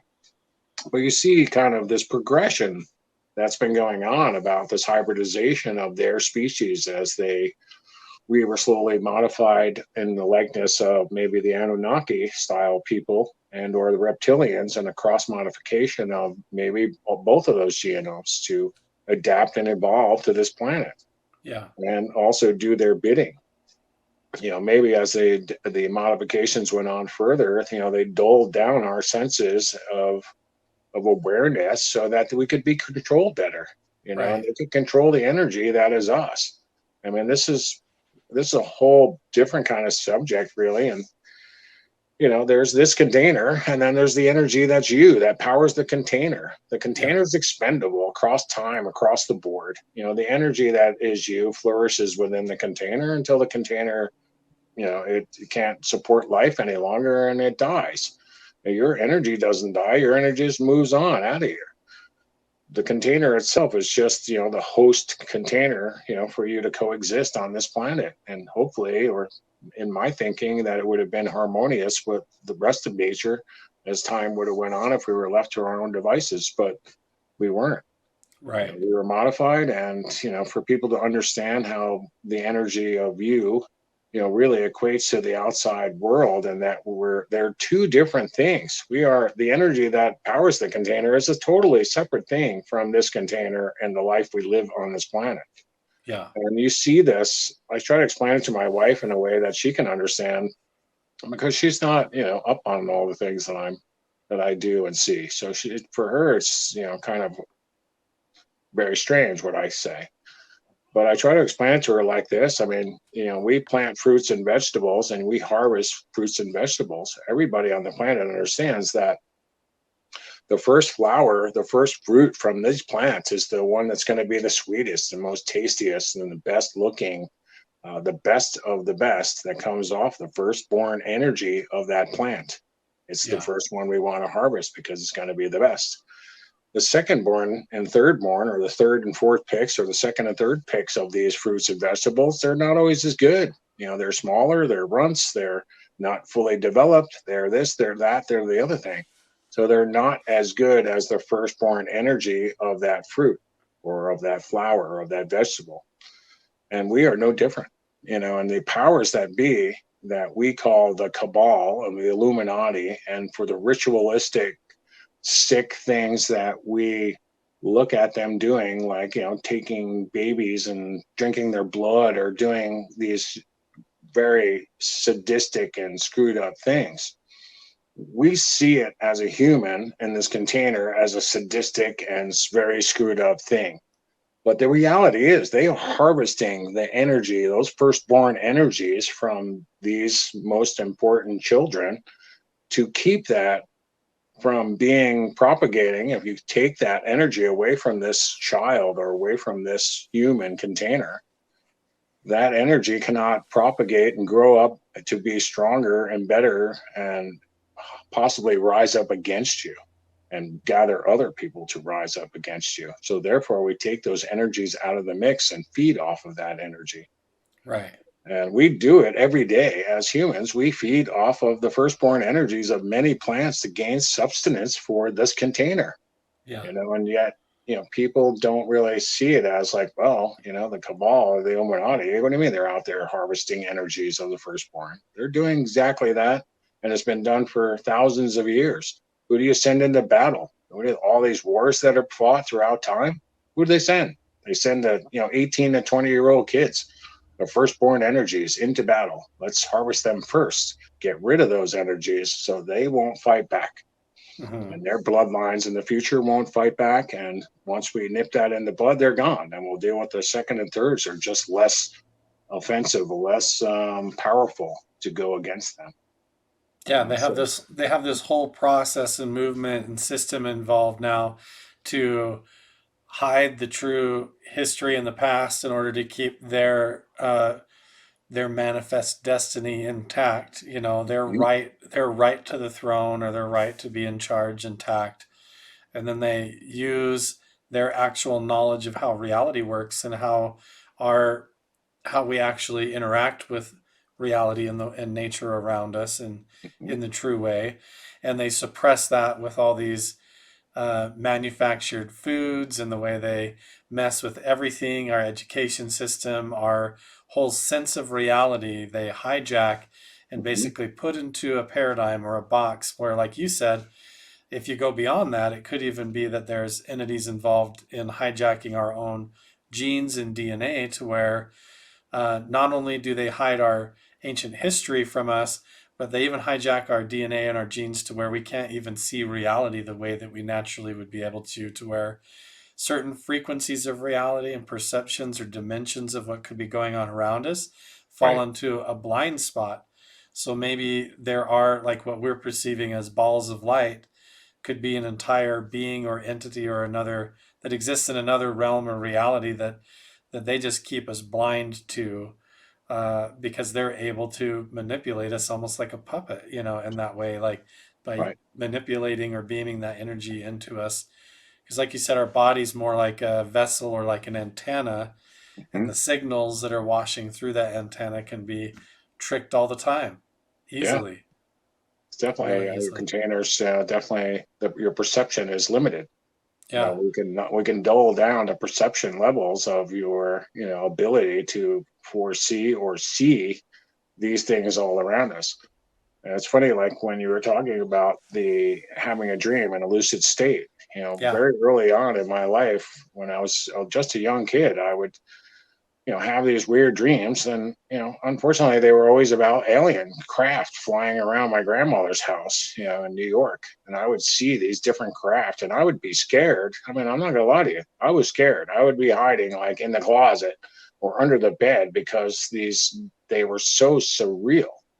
And I would find myself literally flying, like flying through the air in a dream that you can't control. And you're like I said, like lucid dreaming, you recognize in that you are dreaming, and whatever's happening in the dream, your subconscious is looking at it in the second person. The dream is going on and your second person subconscious is looking at it saying, hey, I recognize that this is a dream and yeah, that this is happening. And if you can keep the separation between the first level subconscious, second level subconscious, to let it continue, because once you actually try to access that second subconscious to say, oh, this is happening and I need to focus on it. As soon as you do that, you wake up and it's all right. over.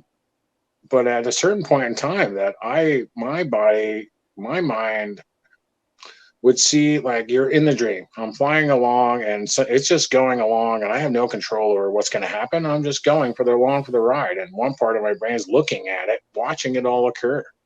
Yeah, At one point in time, another part of my brain said, why watch? Just watch it. Make a turn. Go yeah, left. Go right. yeah, Go straight. So I started controlling the directions that I could go in the dream, and it was almost like having three parts of my head working at the same time, which is kind of yeah. tough to explain. There's actually the dreaming part as it's going on, and then a part of my subconscious that's watching it happen, and the other part of my subconscious that says, "Let's change what's happening. Let's change that And then direction and go there, this way." John, there's always a fourth one too, which is there's the subtle awareness that can creep in where you know that your body's like laying back in the bed Hmm. asleep. I've even heard myself snoring before and been like, huh. Like, and so there's all these multiple paradoxical levels of awareness that are Right. all like working in cohesion and synergy together all of a sudden. It's Agree. like a non-physical awareness as opposed to just looking through your eyes. Mhm. Yeah. Agree. It's and sometimes I wonder, like, I used to think about it like, um, in my brain, I would see like it's like 35 millimeter film. Like you're having a dream and these films are going past your eyes, your subconscious brain, and I would see these movies transpiring. And then at one point in time, I would see like, 7 frames, and then it'd be 16 blank ones, and then 2 frames, and then 17 more blank ones. So you have this like broken piece of film that Yeah. has a bunch of information and a bunch of non information missing. And then on the top of that, there would be another film going the opposite direction that had the same thing, a bunch of Yeah. information, a bunch of blank film, and they're all moving at the same time. One's going that way, one's going this way, and I got one on top doing the same thing. and I'm trying to understand. I'm trying to like watch the video in my mind's eye of what does this actually mean and what is it going on here, and how do I change it? Like, okay, you got to figure out like what these actual pieces are and what pieces are missing in the middle, or what from the last picture you saw to the next picture you see, what could have happened in between there. And that's when those little compartments I talked about, Yeah. finding all that information and learning it to the nth degree, and then having it all of a sudden, a couple more pieces of the film would show up. You can start to see a bigger picture of what's actually going on. But the picture I keep seeing is this picture of like, why do I know all this information, and how do you get real people to understand that we as a collective need to bind together and start fighting them back against this oppression. Otherwise, we're just doomed to continue this cycle of silliness over and over again. Yeah. And you're doing that, John, actively now, which is amazing because like you've gone from somebody who is just out in nature, like looking for gold, looking for treasure, like a lot of people just go out and they're like into hunting or camping, and then they Mhm. have a phenomenal encounter. They see something unexplained. They come across a mystery, or they see something in the sky on one of their trips, and it unravels their life in one sense, but on the other sense gives you a new purpose, a new direction. And one of the things I've been really impressed with you is how much your work has evolved into this, working with the environment and this humanitarian cause in order Mhm. to, as you uncover the past, how can you take that in order to protect the planet and everybody for future generations, which honestly is a common message in these encounters with beings in dreams, beings in abduction encounters, and different things like that, is always this sense that we're ruining the planet and need to fix things. And the more we can help people understand what being human is all about, and helping people to kind of live a better life, not only for our sake, but for everybody's sake.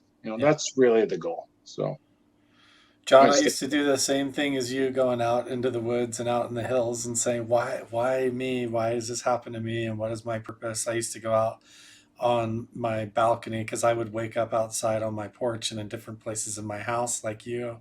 I've mm, had strange out of body like dreams and mhm. uh, paranormal type experiences like that as well. And now I'm out running around doing this full time too, trying to explore the mysteries and I encounter people like you, and it's no coincidence, trying to get the message out. And you've been out there asking and wondering what your purpose is, and I think you just summarized it up really well. Like, why me? And this message is coming through. You're helping change the world and approach this whole topic in a new direction. And man, John, I hope we get to work together more in the future. I definitely want to have you back on the show, and I'll hope to see you on some of my friends' shows that have even bigger ones than me. It would be really cool. But everybody, where can everybody find you if they want to look you up?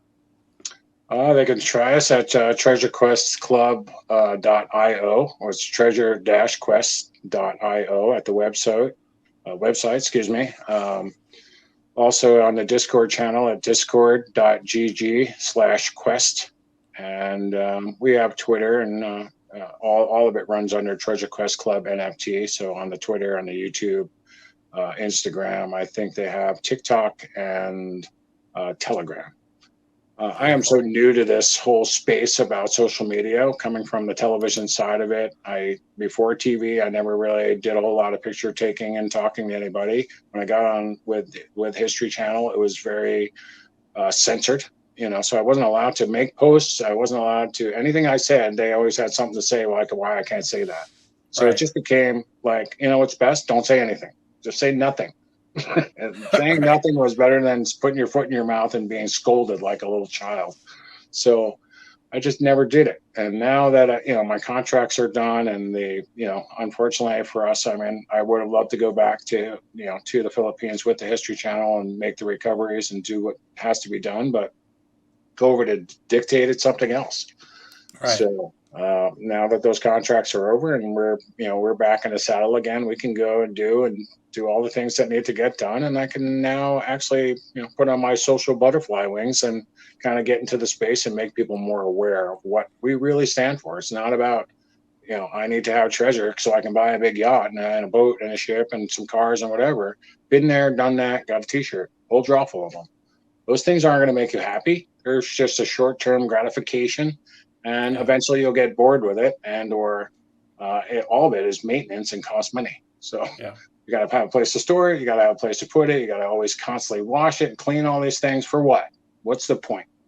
It's not worth it. I feel better when I go out and help people and do nice things for people that can't do for themselves, and that's where my happiness lies. And to see this world come around full circle, to use these giant treasures that we will recover for the good of humanity, that's where I want to go. And I want to drag everybody along with me. So, yeah. It's going to be awesome. So everybody that wants to follow along on John's adventures and treasure hunts, make sure and stay tuned. Go check out his website. I put it down in the description box below. And you can subscribe to my channels as well along the way, because I might get included or invited to go along a few with John. Hopefully, I'm going to cross my fingers and keep begging. Maybe I'll get to go on a trip with John and check out some of these awesome sites. That'd be really cool, because to me, it is a message that does need told. And John, I appreciate you so much coming on here and taking the time to do that tonight. So thank I you so appreciate you much. having me. And It's been a real pleasure and a real eye opener. And after watching some of your videos, I mean, right away we've clicked right off the start. So, I think there's more to share with the world, and there's more adventures to be had. And I think that you and I will be out in the field somewhere someday, in the not too distant future.